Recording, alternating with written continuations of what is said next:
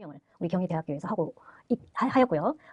주 전공은 그 중에서도 한국의 떡과 병과라는 것이 이제 떡과 한과 뭐 정과 이런 부분들이 다 포함된 부분을 얘기를 합니다. 더불어서 한식의 전반적인 그 인문학적인 내용과 그리고 북한의 음식까지 더불어서 연구를 많이 하고 있는 그런 교수입니다. 그래서 여러분들과 함께 한 학기 동안 우리 한국의 전통 음식 문화에 대해서 전반적인 부분과 세세한 부분 그리고 재미난 부분, 담긴 이야기들을 얘기해 보도록 하겠습니다. 학교 강의 안에 들어가 있는 이메일도 있지만 제 개인 이메일을 남겨드리는 이유가 요것이 소통이 조금 더 빨라서 제 개인 이메일을 남겨드립니다. 급하시거나 뭐 조교 선생님과의 소통이 어려우시거나 하시면 이 메일로 연락을 주시면 제가 빠르게 답변 드리도록 하겠습니다.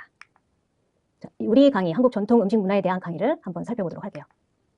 강의 목표는 앞에서도 말씀드린 것처럼 한국 전통 음식의 배경이 되는 전반적인 지리적인 요인, 그리고 문화가 깔려있는, 문화에 따라서 식문화가 어떻게 형성되어 있는지, 그 중에서도 우리 식문화가 어떻게 형성이 되어 있는지, 어떤 특성이 있는지 이런 부분들을 살펴볼 것이고요. 각각 지역에 따른 우리나라 팔도라고 하죠. 전국 팔도, 그 지역성과 그 지역이 갖고 있는 각 전통, 그리고 그 지역만이 나타내 보이는 한국의 향토 음식, 그 식재료를 가지고 그 지역에서 어떻게 풀어내고 어떻게 먹어왔는지 그런 부분에 대해서 살펴보고 그것들을 여러분들이 이해하는 그런 시간이 될 것이고 그것을 목표로 갖고 있습니다. 그리고 한국 전통 음식에 대한 자부심을 가지며 한국 음식을 세계에 바르게 소개할 수 있는 근원이 되는 지식을 전달할 수 있는 여러분들이 모두 그렇게 전달자가 되도록 하는 목표를 저하고 여러분들하고 같이 이뤄나갔으면 좋겠습니다. 지금 한식의 그 인기가 상당합니다. 그럴수록 여러분들이 우리 음식의 문화, 우리 음식의 배경, 우리 음식의 특징, 우리 음식에 담긴 이야기들을 제대로 정확하게 전달할 수 있어야 되지 않겠는가 하는 생각에서 이 강의를 만들게 되었고 전달하도록 하겠습니다. 강의는 1차시 2강 체제로 구성이 되어 있습니다. 전체 여러분들이 중간고사와 기말고사를 포함해서 15차시 강의가 되어 있고요. 그 안에 1강, 2강, 2강의 체제로 구성이 되어 있습니다. 한 강은 보통 35분 내외로 말씀을 드릴 거고요. 주교재와 부교재를 설명을 드리겠습니다. 사전에 말씀을 드리는 게 주교재를 보시고 교수님 이 주교재를 꼭 구입을 해야 되나요? 하고 질문을 남기시는 분들이 많으신데 절대 구입하지 않으셔도 됩니다.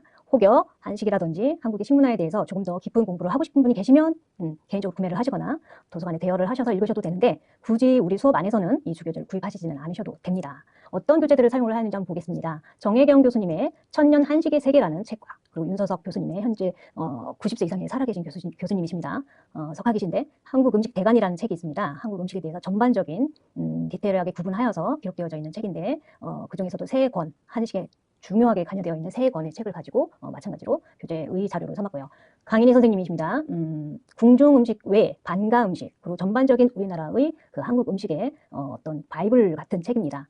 이 책 외에도 뭐 떡과 과즙이라는 좀 더 떡 쪽으로 구체화되어 있는 책도 참고를 하였고요. 그리고 김숙희 강명남 교수님의 세계 이식생활과 음식문화 그래서 간단하게 전반적인 음식문화가 어떻게 형성되었는지는 이 책을 참고를 하였고요. 한복녀 한복진 이소영 선생님의 음식 고전이라는 책으로 우리나라 그 음식의 그 고조리서가 어떻게 형성되어져 있고 어떻게 흘러왔는지를 살펴보는 주교재를 삼았습니다. 이 외에도 뭐 주영아 교수님 그다음에 최남식 선생님 여러 책들이 많이 존재하는데 이 부분은 제가 뭐 10여 년 이상 한식에 대한 공부를 하면서 축적되어 온 자료들입니다. 이런 부분들이 다 강의에 녹아나 있을 것입니다. 부교재는 어떤 것들을 사용하였는지 살펴보겠습니다. 한국인의 밥상이라는 아주 오래된 프로그램이 있죠.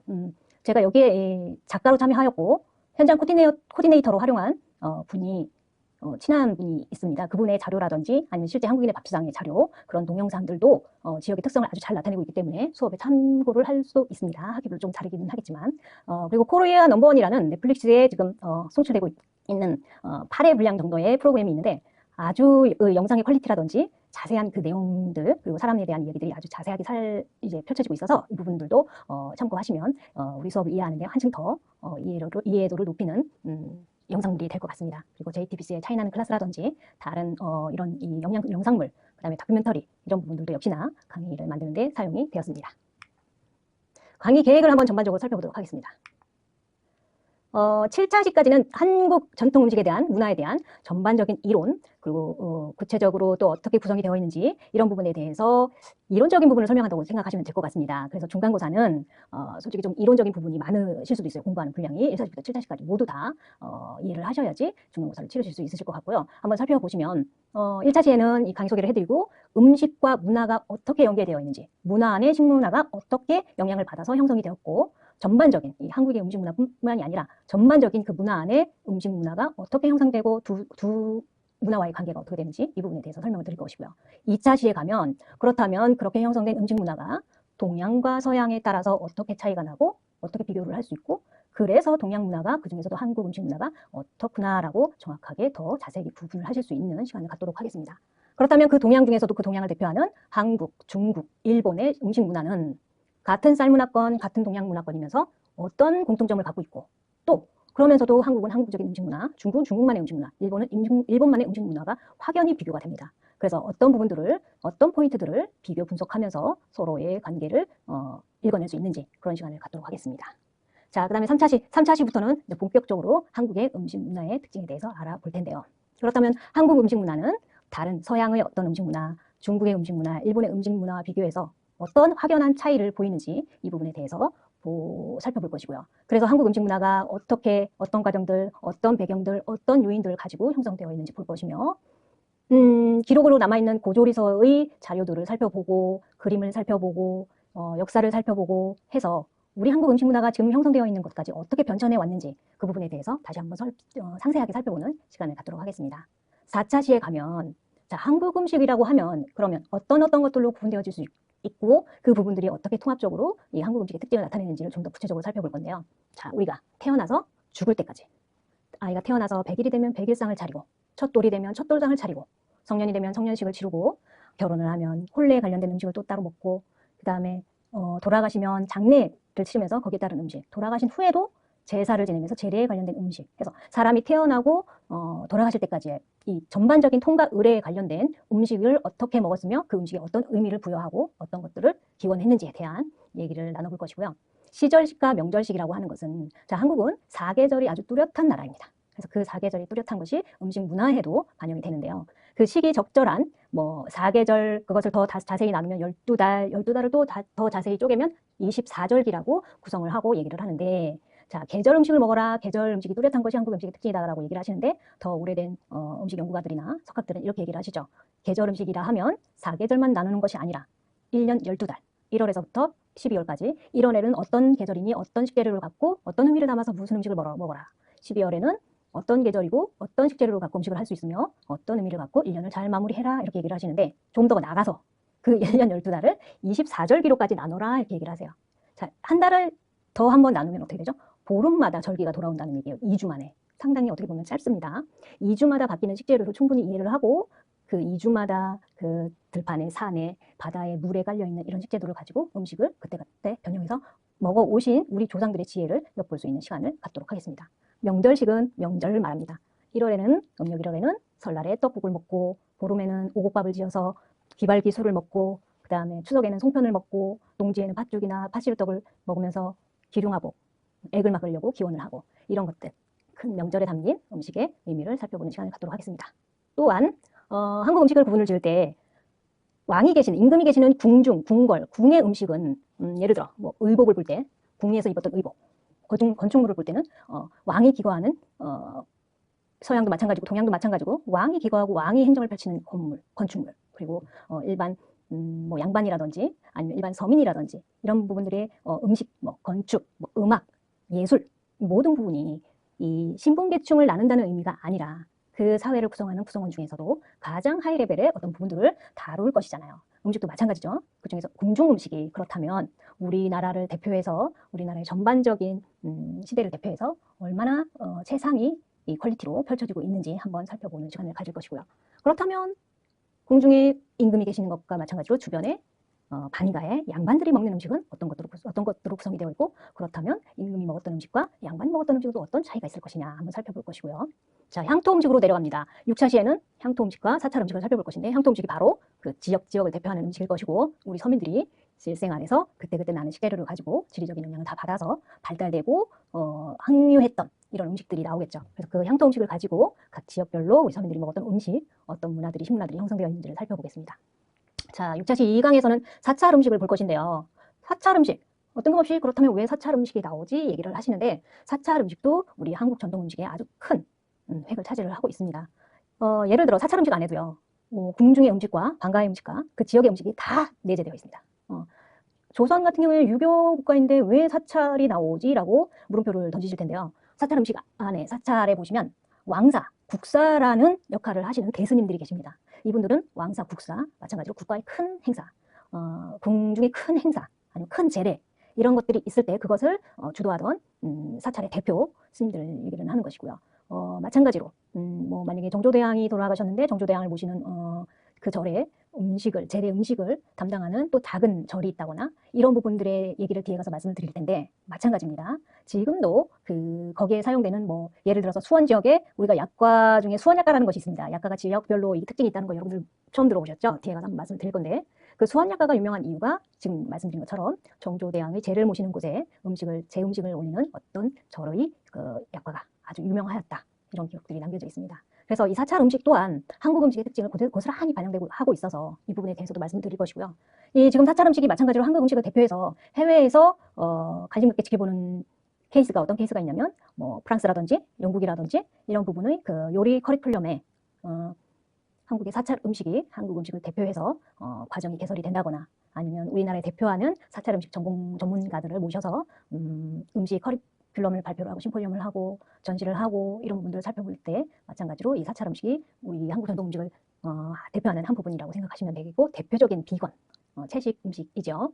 또 당연히 그렇기 때문에 그 산지의 지역이 사찰이 있는 지역의 특징 예를 들어서 뭐 함경도에 있는 사찰과 저기 남쪽 지방에 있는 사찰의 그 사찰 음식의 특징 역시 다를 것이고 담그는 장, 그 다음에 뭐 김치의 염도 당연히 남쪽에 있는 사찰의 김치의 염도가 좀 높을 것이고 북쪽 지역으로 갈수록 사찰에서 담는 김치도 마찬가지로 염도가 낮을 것이고 전반적인 이 특징 모든 것들이 사찰 음식에서도 보이고 있고 그 중에서도 이제 사찰 음식이 갖는 어떤 그 전달하고자 하는 의미, 이런 부분에 대해서도 다시 한번 자세하게 다뤄보도록 하겠습니다.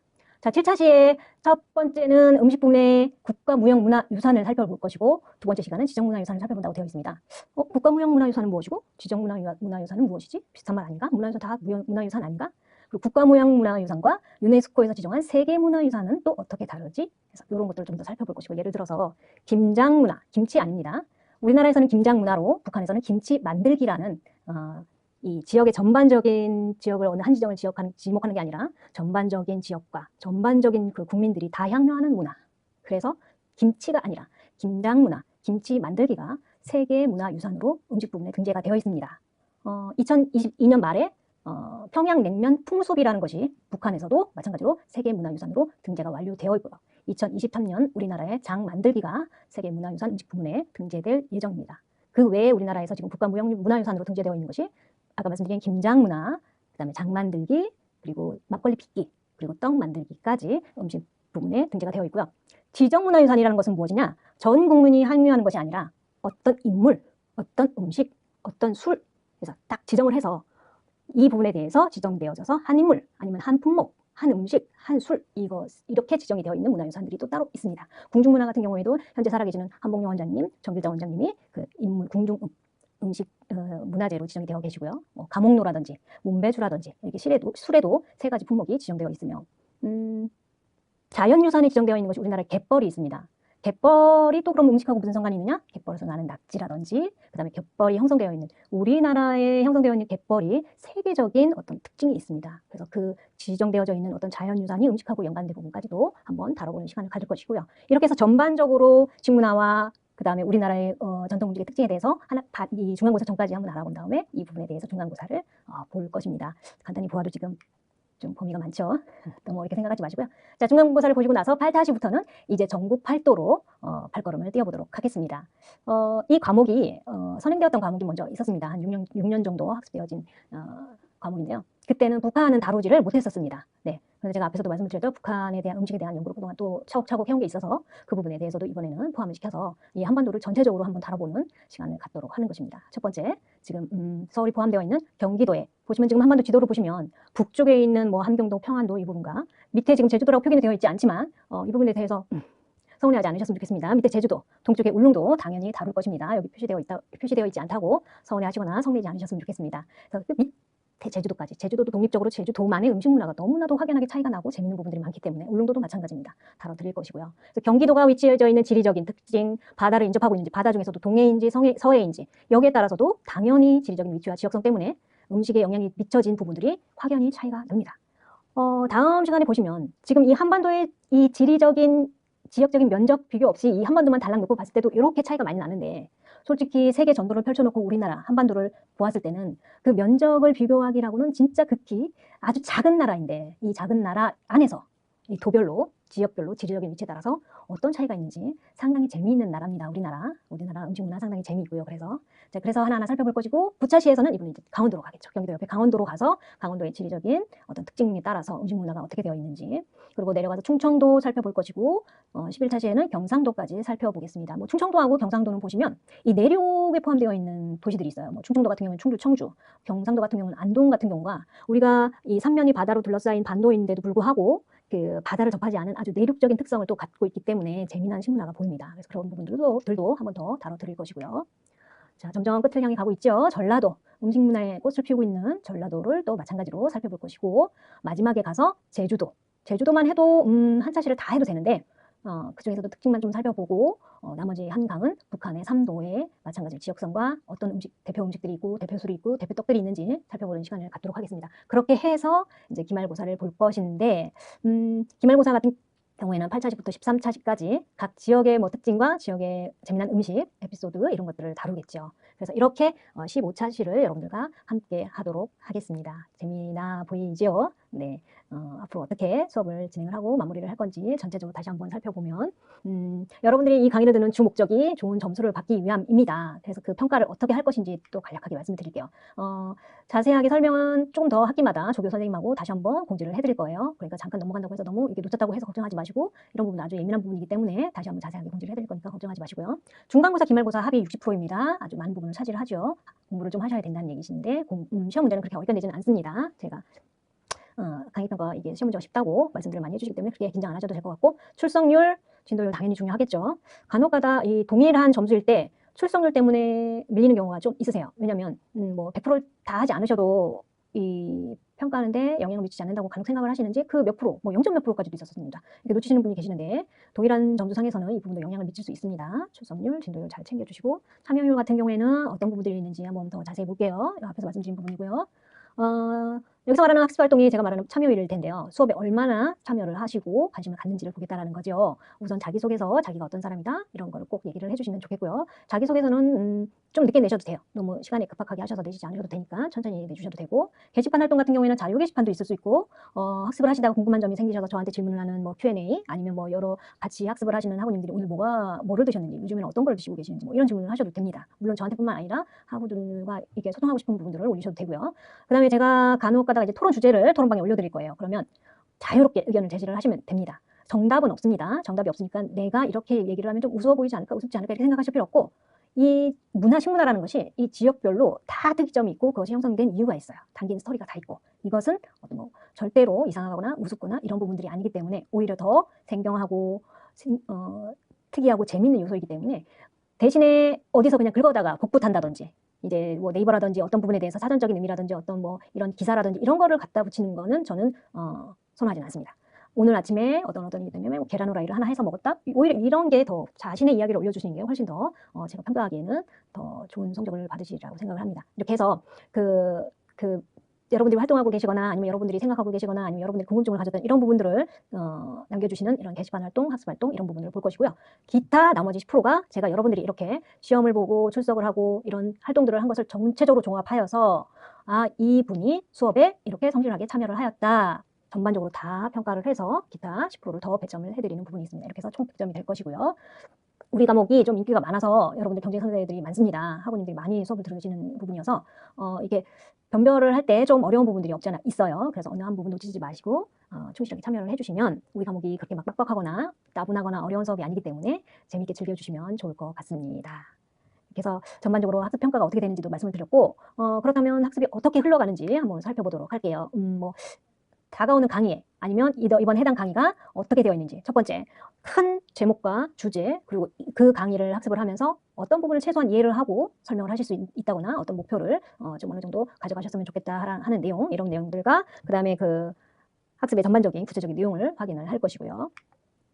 그 다음에 이제 그 자세한 부분, 뭐 만약에 예를 들어서 식문화는 어떻게 구성되어 있다, 뭐 어떻게 구성이 되어 있다, 이런 부분들을 설명을 드릴 것이고, 네, 이렇게 이번 강의를 정확하게 다 공부를 하고 정리를 하는 시간을 갖습니다. 후에 이제 다음 시간하고 연계해서 앞 시간과 뒤 시간 연계해서 어떤 내용을 배울 것인지 한번 살펴보도록 할 것이고요. 이렇게 해서 학습이 마무리가 되겠습니다. 그래서 오늘 제 소개와 전반적인 강의 소개, 그리고 어떤 강의를 할 것인지, 그리고 여러분들이 평가를 받을 때 어떤 부분을 주의해야 하는지 이런 부분들을 살펴보았고, 학습이 어떻게 전개가 될 것이다 흐름을 한번 살펴보았습니다.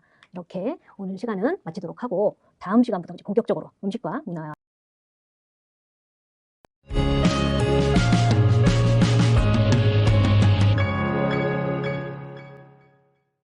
안녕하세요. 자, 1-2강 이번에 한국 전통 음식 문화, 본격적으로 음식과 문화와의 관계에 대한 설명을 하면서 시작해 보도록 하겠습니다.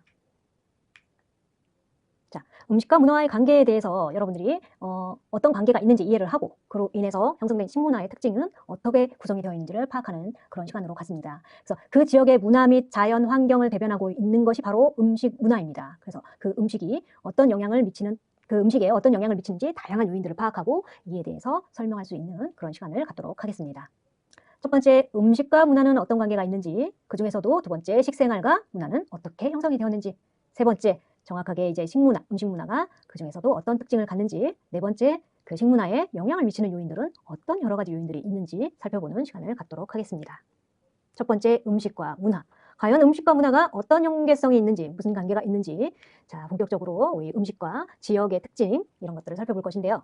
자, 인간은 생존하기 위해서 자신이 정착하고 있는 주변의 자연 환경을 이용을 해서 생명을 유지를 하였고, 그 생활 습관들이 쌓여서 문화를 형성을 하였습니다.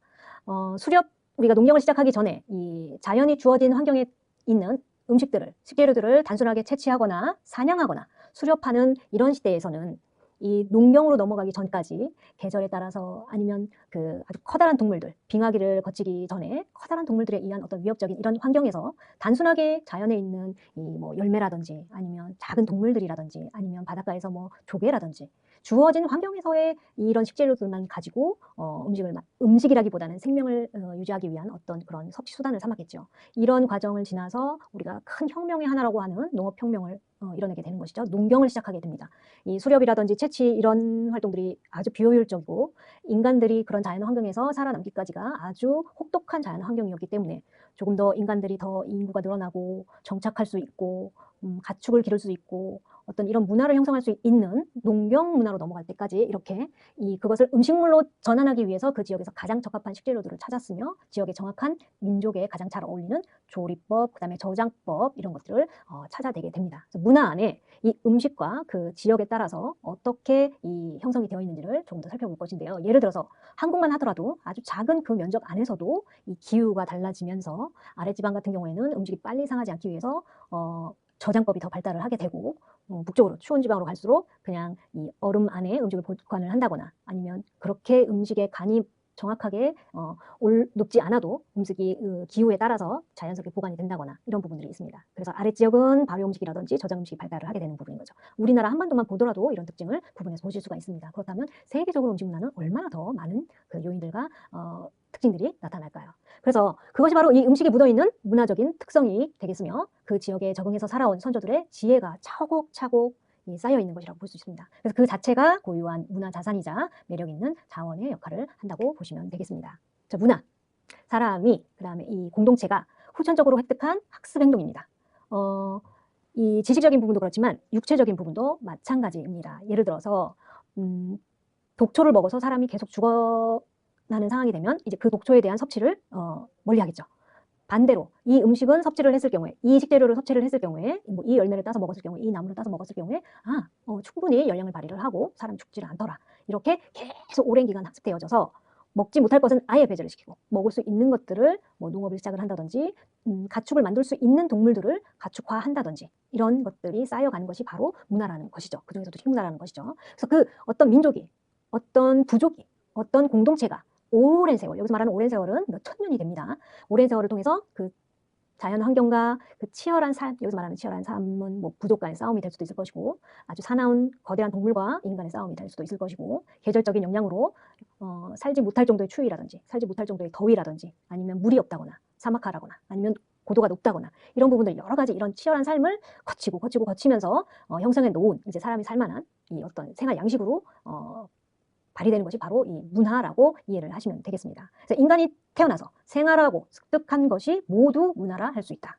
이러한 문화는 전래되기도 하지만 과거에서부터 현재를 거쳐서 미래로 전래되기도 하지만 사회 상황에 따라서 또 여러 상황에 따라서 뭐 계절적인 상황에 따라서 이런 모든 사회 변전에 따라서 달라지기도 한다. 한 가지가 그대로 계속 이어오지 않는다라는 이런 특징을 갖고 있습니다. 그 중에서도 식문화, 음식문화. 음식문화는 단순하게 어떤 음식을 얘기를 하는 것이 아니라 인간이 먹는 것에 둘러싸여져 있는 모든 행동, 행위, 식재료, 환경, 구성원, 뭐 어떤 그 기후, 지형, 어떤 대항을 끼고 있는지 이런 것들 모든 행동에서 나타나는 현상을 얘기를 하며 인간이 삶을 통해서 먹을 것을 먹기 위해서 노력하는 과정까지 그 과정에서 터득한 어떤 지혜, 구축한 어떤 그 음식에 따라서 관여된 모든 것들을 바로 식문화라고 한다라고 이해를 하시면 되겠습니다. 그래서 식문화는 하나의 영양 요인에 의해서 형성되는 것이 아닙니다. 아래의 이 특성들에 의해서 형성된다고 보시면 되는데 어떤 것들이 있는지 한번 구체적으로 볼게요. 지리적인 환경 아주 중요하겠죠. 그 다음에 경제적인 상황 이 부분들도 뒤에서 자세히 설명을 드릴 것이고 종교적인 영향 아주 중요합니다. 그리고 정치적인 특성도 물론 지금보다는 과거에 이런 부분들이 많은 요인이 되었었지만 이 요인들조차도 식문화를 형성하는 데 아주 큰 획을 갖는다고 보시면 되겠습니다.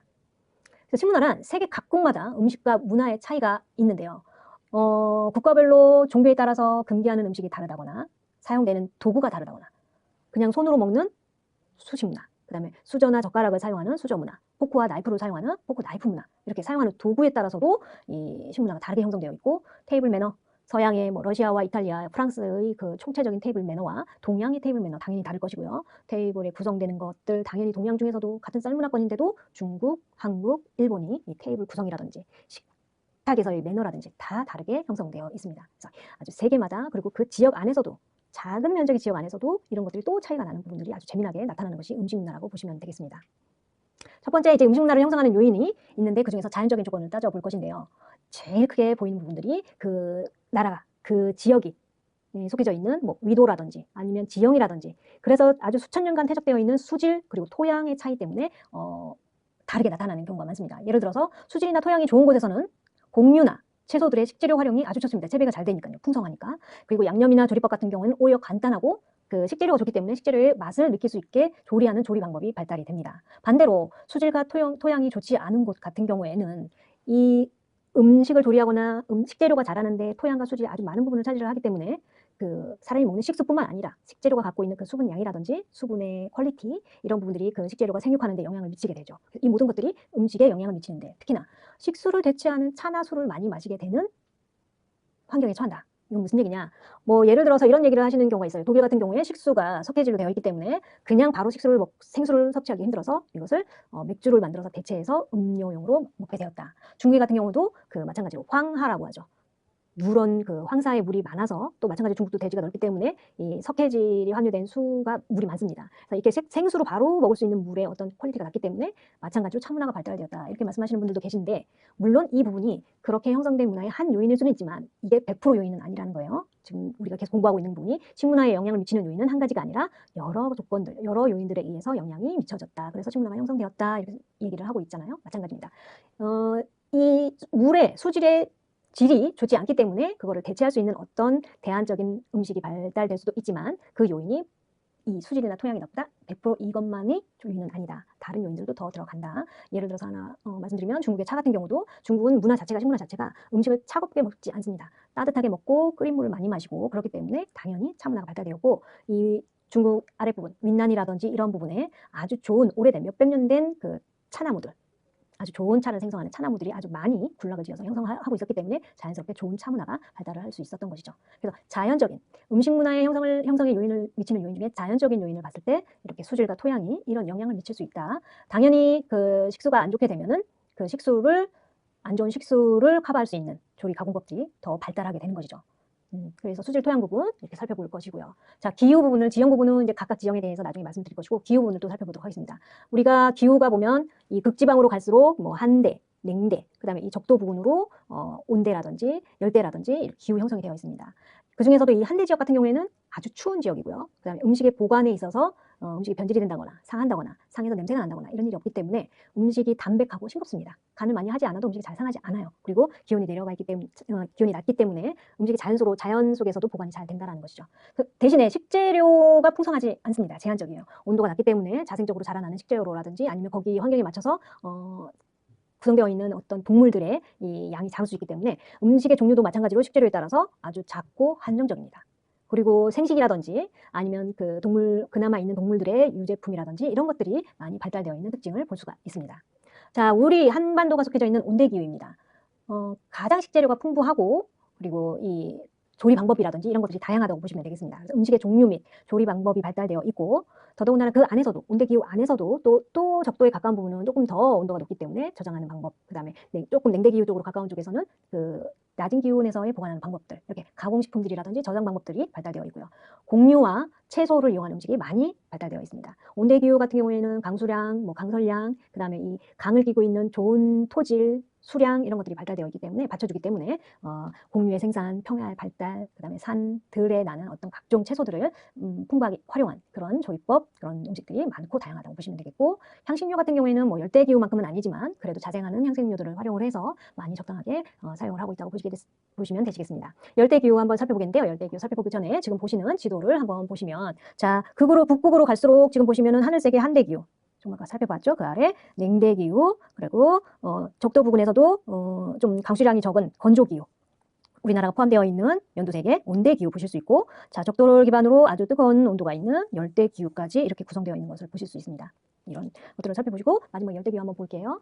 자, 음식이 잘 상하고 자연 상태에서 그냥 내놓으면 보관이 안 되고 바로바로 상해버린다거나 기호가 너무 높기 때문에, 그래서 간이라든지 염도를 상당히 세게 하는 거나 아니면 뭐 당을 많이 넣거나 이렇게 해서, 그리고 향신료 같은 거를 많이 써서 그 음식의 어떤 조금 이취 같은 거, 안 좋은 냄새라든지 이런 부분들을 향신료로 커버를 한다거나 이런 특징들이 많습니다. 그리고 이제 과일의 자생이 아주 풍부하기 때문에 우리가 열대 과일이라고 하는 그 무수한 당도가 높은 즙이 많은 이런 과일들의 자생이 아주 많죠. 그래서 음식을 조리하는 데 있어서 가장 그 부패를 막거나 아니면 조금 부패되어까지는 않지만 조금 안 좋은 식재료들을 커버할 수 있는 조리 방법이 기름에 튀긴다거나 기름에 볶는다거나 이런, 그래서 기름 조리 방법들이 많이 발달되어 있는 기후대가 이 열대기후대입니다. 그리고 과일 많이 나온다고 했고, 그리고 향신료도 자생적으로 많이 자생되기도 하지만 그 음식에 그 향신료를 아주 적절하게 듬뿍 많이 사용하는 곳이 바로 이 열대기후대의 조리 방법이라고 생각하시면 되겠습니다. 그래서 음식 문화를 형성하는데 벌써 이 기후만 해도 여러 부분들을 차지할 수 있겠죠. 그래서 자연적으로 가지고 있는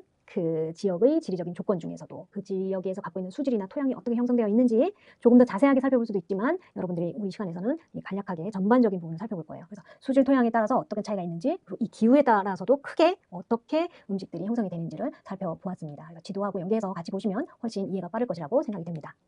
자, 두 번째, 음식 문화를 그럼 형성하는데 자연적인 조건 또한 아주 큰 조건이지만 또 사회 경제적인 조건도 아주 큰 요인이 됩니다. 예를 들어 사회 경제적인 조건 중에 소득 수준이라든지, 한국만 보더라도 자, 1970년대와 지금 2000년대의 전반적인 소득 수준이 달라졌습니다. 1970년대 우리 부모 세대만 하더라도 음식을 먹는 데 있어서 허기를 채우는 목적이 가장 컸다고 하면, 지금 2010년대, 2020년대 와서는 자, 음식의 어떤 미적인 부분, 퀄리티, 아니면 거기에 따르는 음료라든지 술이라든지, 그 다음에 그 음식이 가지고 있는 스토리라든지 이런 어떤 미적인 부분까지 아주 많이 향유하는 사회로 바뀌었죠. 불과 뭐 50년, 40년만 해도. 이래서 이 소득 수준 역시 음식 문화를 형성하는데 아주 중요한 요인이 됩니다. 소득 수준에 맞춰진 생활 수준이 바뀌기 때문이겠죠. 취업 상태도 나오는데 마찬가지입니다. 취업률, 1970년대 취업률과 지금 현재 취업률, 그다음에 우리나라의 취업률 형태, 그다음에 주변 국가들의 취업률 형태, 아니면 저쪽으로 나가서 서방 국가들의 취업률 형태, 이런 것들에 따라서 그 시기별로 그때그때에 따라서 특히나 우리나라 같은 경우에는 음식의 트렌드가 상당히 빠른 국가입니다. 우리 빠른 문화가 이 음식 문화에도 반영이 되는데, 식문화의 트렌드라든지 어떤 인기 품목이라든지 인기 레스토랑 이런 부분들의 변화가 아주 상당히 빠른데, 이 취업 상태라든지 소득 수준, 생활 수준이 많이 조금 반영되는 나라가 또 우리나라의 음식 문화 중에 하나입니다. 그래서 이런 취업 상태조차도 이 음식 문화를 형성하는 데 큰 요인이 된다라고 보시면 됩니다. 또 하나 이제 기술적인 조건. 자, 국가의 뭐 이런 어떤 테크들이 발달을 하면서 당연히 푸드테크에도 많은 부분 반영이 되고 있죠. 예를 들어서 햇반 같은 경우 이미 햇반이라는 제품이 나오기까지 많은 시간이 경과가 되긴 했지만, 이 햇반이 나옴으로 인해서 전자레인지를 활용한, 요즘은 뭐 에어프라이어를 활용한 이런 식문화 자체가 아주 급격하게 변화되는 요인이 되고 있습니다. 예를 들어서 뭐 레토르트 상품이라든지 이런 부분은 이미 우리 생활에 깊숙하게 반영이 되어 있고요. 코비드-19을 거치면서 HMR이라든지 이렇게 간편식, 그리고 냉동 저장식, 냉장 저장식 이런 부분의 발달은 이런 테크의 발달이라든지 기술적인 조건이 받쳐주지 않으면 감히 형성될 수 없는 조건인 거죠. 네, 그래서 조리 및 이 조리법도 많이 발달이 되지만 이 음식을 조금 더 간편하고 저장 기간을 늘리고 오래 먹을 수 있는 음식들로 개발할 수 있는 이 가공 기술들 또한 많이 발달하고 있고 이것이 식생활을 형성하는데 많은 요인을 형성하고 있다는 것이고 식품을 획득하는 방법. 예를 들어서 과거에는 이 음식은 먹을 수가 없었고 이 음식 같은 경우에는 계절적인 한계가 아주 명백했던 음식이었는데 뭐 마찬가지로 이 부분도 테크죠. 가공하는 테크뿐만 아니라 생산하는 스마트 농법이라든지 아니면 그 기후라든지 지리적인 어떤 그 좀 부족한 부분을 보완할 수 있는 어떤 기술들로 인해서 부족해서 생산하지 못했던 식재료들을 지금은 1년 365일 생산을 해서 1년 365일 우리들이 먹는데 큰 부족함이 없도록 만든다든지. 그래서 지금 이 식문화 자체가 우리가 먹는 행위에 전반적인 둘러싸여 있는 모든 부분들을 말씀드린다고 했잖아요. 맞습니다. 기술적 조건도 단순한 어떤 음식의 뭐 가공 조리뿐만 아니라 그 음식을 만들기 위한 식재료를 재배하거나 그 식재료를 보관하거나 그 식재료를 널리 바깥으로 한반도를 벗어나서 세계로 널리 유통을 시킨다거나 이런 모든 부분들에 활용되는 이런 기술적인 부분까지도 이 식문화를 형성하는 요인 중에 하나라고 보시는 거죠. 그래서 조금 더 보존 기간을 길게 하고 뭐 배를 태워 보낸다거나 비행기를 태워 보낸다거나 이렇게 장거리의 이동 시간과 드넓은 글로벌화까지 갈 수 있는 조건을 다 버텨낼 수 있는 어떤 보존 방법, 유통 물류 이런 모든 것들이 기술적인 부분 다 포함해서 식문화를 형성하는 요인에도 반영이 된다고 보시면 되겠습니다. 그 외에 사회 계층적 조건이라든지 심리적 조건, 외부와의 교류 이런 것들은 또 마찬가지로 이 세대를 또 거치고 연대를 거치면서 다 그 부분들이 영향을 받고 있습니다. 그래서 한 가지 요인만 식문화에 영향을 미치는 것이 아니라 지금처럼 아주 큰 부분일 수도 있고 작은 부분일 수도 있지만 여러 가지가 이 음식 문화를 형성하는 데 주요 요인으로 작용을 한다라고 이해를 하시면 되겠습니다. 본격적으로 이제 음식 생활과 식생활과 문화하고 어떤 관계가 있는지 보도록 하겠습니다.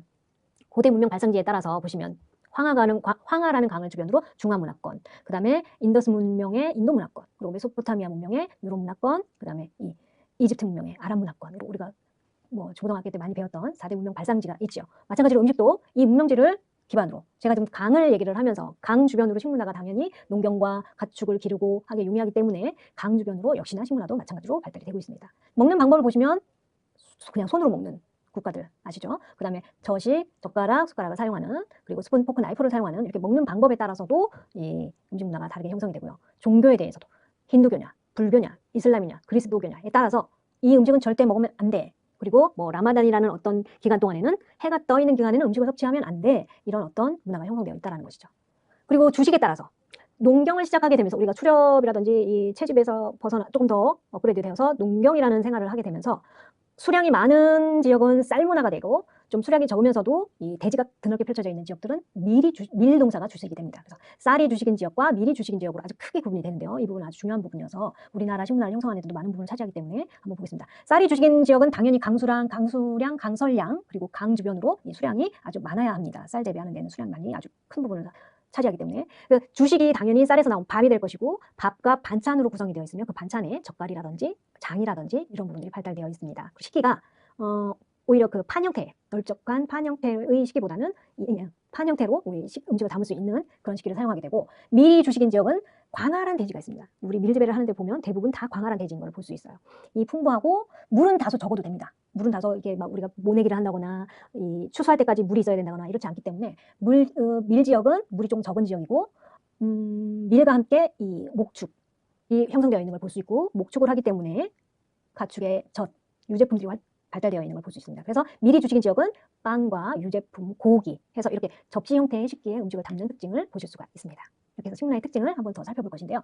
식문화는 문화와 마찬가지로 역사를 과거, 현재, 미래로 이어지면서 서로 깊은 상관관계를 갖고 있습니다. 그래서 식문화의 특징을 보면 이 현재에 살고 있는 공동체들과 공유하기도 하고요. 이미 돌아가시고 안 계시지만 조상들의 어떤 그 식문화가 이어져 내려오면서 이 조상들하고 현재의 나와 또 우리 미래 세대들하고의 공유성이 형성이 됩니다. 또 하나 통합성. 이 민족은 이 민족대로, 이 부족은 이 부족대로, 이 국가는 이 국가대로, 이 나라는 이 나라대로, 이 지역은 이 지역대로, 이 세대는 이 세대대로. 네, 각 민족의 생활 문화 그 자체가 민족 생활에 어울리도록 형성된 타당성과 통합성을 토대로 고유한 전통이라는 이름으로 전승되면서 이 통합성을 나타내고 있다는 것이죠. 어느 민족이든 음식을 만드는 음식의 식재료와 음식을 조리하는 방법, 그리고 그것들을 저장하는 방법, 그리고 그것들을 담아내는 식기 모두가 다 상호 통합적으로 합리적으로 조화를 이루고 있는 것을 볼 수가 있습니다. 특히 음식 문화, 주거 문화, 복식 문화 사이에는 각각의 자연적 조건에 맞게 시대에 따라서 변동해온 통합성을 발견할 수 있습니다. 통합성도 있지만 그 안에서 또 변동하면서 발달되어 옵니다. 살아 움직인다는 거죠. 그러니까 문화 자체, 식문화 자체가 어떤 부분에 있어서 딱 끊기는 게 아니라 보시면 살아서 움직이는 생물체처럼 발달하기도 하고 필요 없는 건 퇴색되기도 하고 이렇게 변동을 한다는 얘기입니다.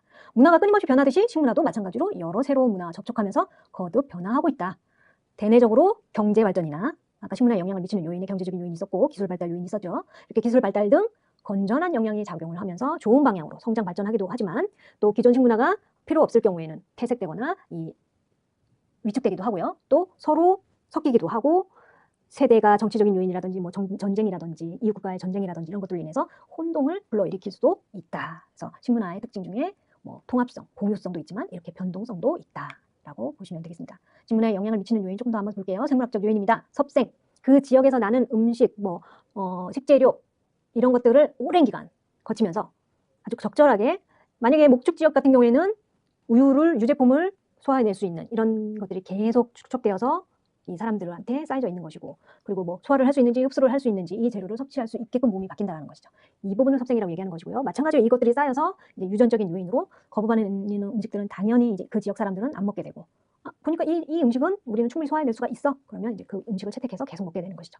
남성과 여성의 어떤 형질적인 차이, 그 다음에 어른과 아이의 어떤 마찬가지로 이런 차이에 따라서도 이 음식을 형성하는 데 요인이 된다고 보시면 되겠습니다. 그리고 몽골 지방 같은 경우에는 목축을 하면서 초원을 아주 멀리 보죠. 그래서 시각이 발달되어 있다는 얘기 많이 들으셨죠. 그래서 미각, 후각, 시각, 촉각 이런 것들이 더불어 많이 발달되어 있는지 사회 심리적으로 어떤 영향이 있는지 아니면 결핍이 있는지 이런 모든 것들이 결합되어서 이 생물학적 요인으로 음식 문화를 형성하는 데 영향을 미치고 있습니다. 자연지리적 요인 앞에서 말씀드린 것과 마찬가지입니다. 1차적 요인, 수질 토양이 좋은지 나쁜지, 기후가 한대인지 온대인지 열대인지, 그다음에 지형이 바다를 접하고 있는지, 어떤 그냥 산맥 안에만 갇혀 있는 지역인지 이런 것들을 토대로 결정되어진 이 부분이 농경문화인지 목축문화인지 농경문화에서도 쌀 농사를 주력으로 하는지 밀농사를 주력으로 하는지에 따라서 음식에 영향을 미치는 요인이 다르다. 기술적인 요인 앞에서 말씀드린 것처럼 음식을 생산해내는 식재료를 생산해내는 농업적인 기술의 발달, 식품 저장 기술, 가공 기술의 발달, 식품 포장 기술의 발달도 마찬가지입니다. 이런 부분까지 음식에 영향을 미치고요. 정치적인 요인, 전쟁 등을 많이 겪으면서 지배 세력과 피지배 세력의 어떤 음식 문화가 혼합이 된다거나 그 다음에 이것들이 본국으로 전달이 된다거나 이런 부분들이 많이 남아있는 거죠. 우리나라 같은 경우도 일본의 잔재가 남아있을 수 있고요. 영국 음식 요리가 인도라든지 남아메리카 여러 나라에 남아있다든지 반대로 인도의 요리가 영국으로 넘어가서 홍차 문화를 만든다든지 이런 부분도 마찬가지로 정치 지배와 식생활 문화를 형성하는 요인이라고 보실 수 있습니다. 일본과 한국도 마찬가지죠. 일본은 어떤 종교적인 영향이나 이런 정치적인 영향으로 육식을 많이 하지 않았었습니다.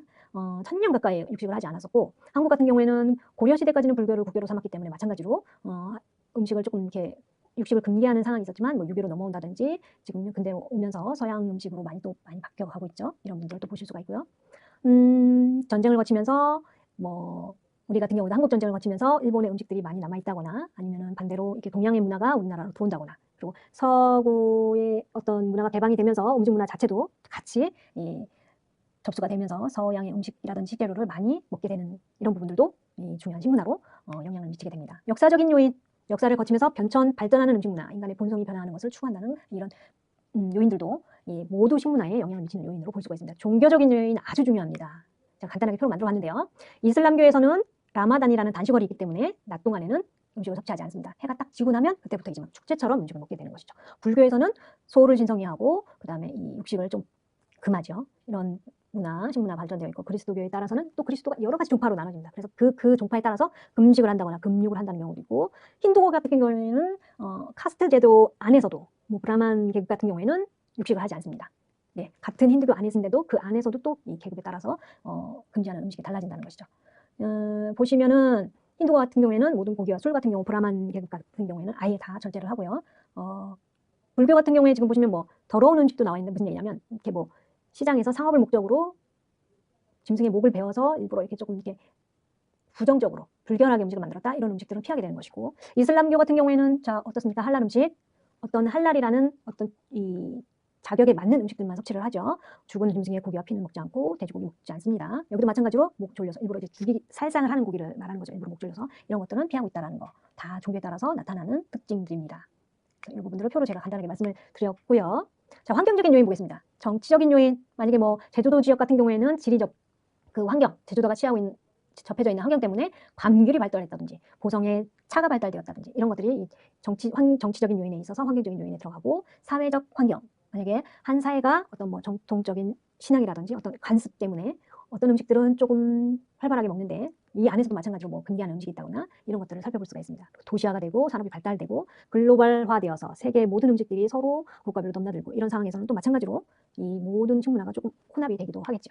이렇게 오늘 음식과 문화가 어떤 관계를 갖고 있어서 문화와 식문화의 개념을 한번 살펴보았고 음식 문화를 형성하는 요인들이 단순하게 한 가지가 아니고 어떤 중요한 한 부분이 있는 게 아니라 여러 가지 요인들이 복합적으로 통합적으로 요인을 미친다라고 살펴보았습니다. 그래서 그 식생활이 고대 문명 발상지를 시작으로 어떻게 형성되었으며 종교에 따라서 또 어떤 금지 음식들이 있고 특징들이 있는지 따라봤고 자연적인 조건에서도 그 지역이 농경물 가능한 지역이냐 농력 가능 지역에서도 수분이 많이 필요한 쌀재배 지역이냐 수분이 그렇게 필요하진 않지만 넓은 대지를 끼고 있는 밀지배 지역이냐 이 부분에 대해서도 간략하게 살펴보았습니다. 아마 다음 시간에 이 밀지배 지역, 쌀지배 지역을 조금 더 본격적으로 구체적으로 살펴보는 시간을 또 갖도록 할 것이고요. 이렇게 이번 시간은 정리를 하게 되고 그 식문화의 특징 중에서도 계속 말씀드리지만 통합되어져 있는 전체적인 특징과 이것이 멈춰져 있는 것이 아니라 살아 움직이는 것처럼 변동되어 온다. 이런 부분도 말씀드렸고 또 식문화에 영향을 미치는 그 요건들을 더 구체적으로 살펴보는 시간을 가졌습니다.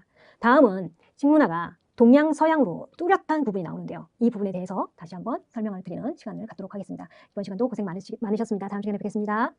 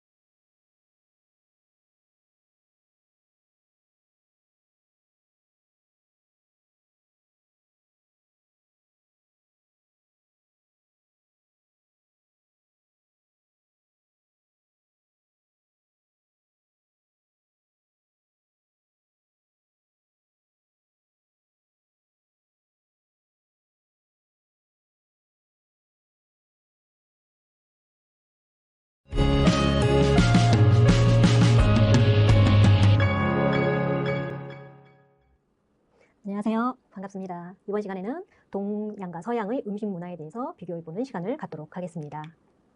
자, 농경문화와 유목문화의 특징을 서로 비교해보면서 두 문화의 차이가 어떻게 형성되었고 어떤 요인에 의해서 만들어졌는지 한번 살펴보고요. 강수량이 우리 동양과 서양의 그 농사에서 비롯되는 주 식재료, 그래서 그 식문화에 어떤 영향을 주는지 그 특징을 한번 비교해 보도록 하겠습니다. 그래서 동양과 서양의 세족적으로 식문화를 비교할 수 있는 시간을 갖도록 하겠습니다. 동국문화와 유목문화의 특징을 살펴보고 강수량에 따른 동서양의 특징을 살펴보고 그로 인해서 동양과 서양의 식문화가 어떻게 형성되어 있는지 살펴보는 시간을 갖도록 할 겁니다. 먼저 농경문화와 유목문화의 특징에 대해서 살펴보도록 할 것인데요. 자, 우리나라뿐만이 아니라 우리 인류는 최초 자연 환경에서 주어진 그냥 자연에서 주어진 그 환경에서 수렵하고 사냥하고 채취하는 것들을 가지고 식량을 삼았었습니다. 근데 이것들이 뭐 빙하기를 다 지나고 이제 인구가 증가하면서 이 식량만으로는 우리 인류가 목숨을 부지할 수가 없었던 것이죠. 그래서 이제 농경문화로 점차 발달하게 되고 넘어가게 되는데요. 이때 농경문화 약 기원전 10,000년 전에 빙하기가 끝나면서 거대한 동물들도 사라지게 되고 인구가 증가하게 됩니다. 그래서 앞에 보신 그림처럼 단순하게 자연에서 주어진 식재료를 가지고 그냥 채집하고 사냥해서만으로는 식량을 다 충족할 수가 없었던 것이죠. 그래서 그 채집과 사냥의 비효율적인 수렵 생활보다 적은 땅이지만 훨씬 많은 식량을 생산할 수 있는 이 농경 문화로 발달하게 됩니다. 그래서 구석기 시대에서 신석기 시대로 넘어가면서 조금 더 농사를 잘 지을 수 있게 날카롭거나 날렵하게 농사를 잘 지을 수 있는 석기도 변화하게 되는 것이죠. 그래서 이 농경 문화로 넘어가는 이 부분이 아주 상당히 중요한 부분을 차지합니다. 농경 문화, 유목 문화 중에서 우선 농경 문화를 볼 것인데요. 농경 문화의 가장 큰 특징 중에 하나는 집단 거주입니다. 집단으로 한 곳에 정착해서 거주를 하면서 이 문화가 발달된다는 것이 아주 가장 큰 요인이고요. 그 집단 거주는 보시면 파종, 씨를 뿌리거나 추수, 수확한 농산물을 걷거나 그다음에 관계, 여기서는 사람 간의 관계가 아니라 그 농사를 짓기 위해서 물을 관리하는 것들을 모두 통틀어서 관계라고 합니다. 우리가 관계농법, 관계수로 이런 말들을 하죠. 비가 많이 올 때는 그 비를 가두는 저수지라든지 이런 것들을 만들어서 물이 필요한 곳곳에 적절하게 그 물길을 내서 물을 넣어주는 이런 것들을 관계라고 합니다. 그래서 보시면 사람의 일손을 아주 많이 필요로 할 뿐만 아니라 또 마찬가지로 수확량도 여럿이서 함께 일함으로 좀 더 효율적이고 많은 양을 거둬들일 수 있는 특징이 있다는 걸 보실 수 있겠어요. 이 부분에서 가장 중요한 것은 무엇이냐? 위계 질서가 수평적이 아닌 수직적 위계 질서가 자연스럽게 생겨난다는 것을 알 수 있습니다. 무슨 얘기냐? 이렇게 집단으로 거주하고 농경을 하게 되는 문화에서는 아주 중요한 부분이 이 연장자들, 이 경험이 풍부한 사람들의 오랜 경험이 아주 큰 중요한 부분을 차지합니다. 그래서 연장자를 우대하게 되고요. 수확량은 가족이라든지 집단이 공동 소유하게 됩니다. 그러므로 인해서 자연적으로 개인이나 나보다는 가족이라든지 집단을 중요시하게 되는 문화로 발달하게 되는 것이죠. 그래서 어떤 리스크 상황에서 그 리스크를 잘 해결해 나갈 수 있는 지식이 공유하게 되고요. 잉여 농산물이 발생을 하면서 빈부격차가 또 발생을 하게 됩니다. 앞에서 말씀드린 것처럼 연장자라든지 아니면 리더십이 아주 좋은 부족장, 그 다음에 계급 이런 것들이 발생하게 되고 결론적으로는 국가가 생겨나게 된다. 이 부분이 농경 문화의 특징이다라고 보시면 되겠습니다.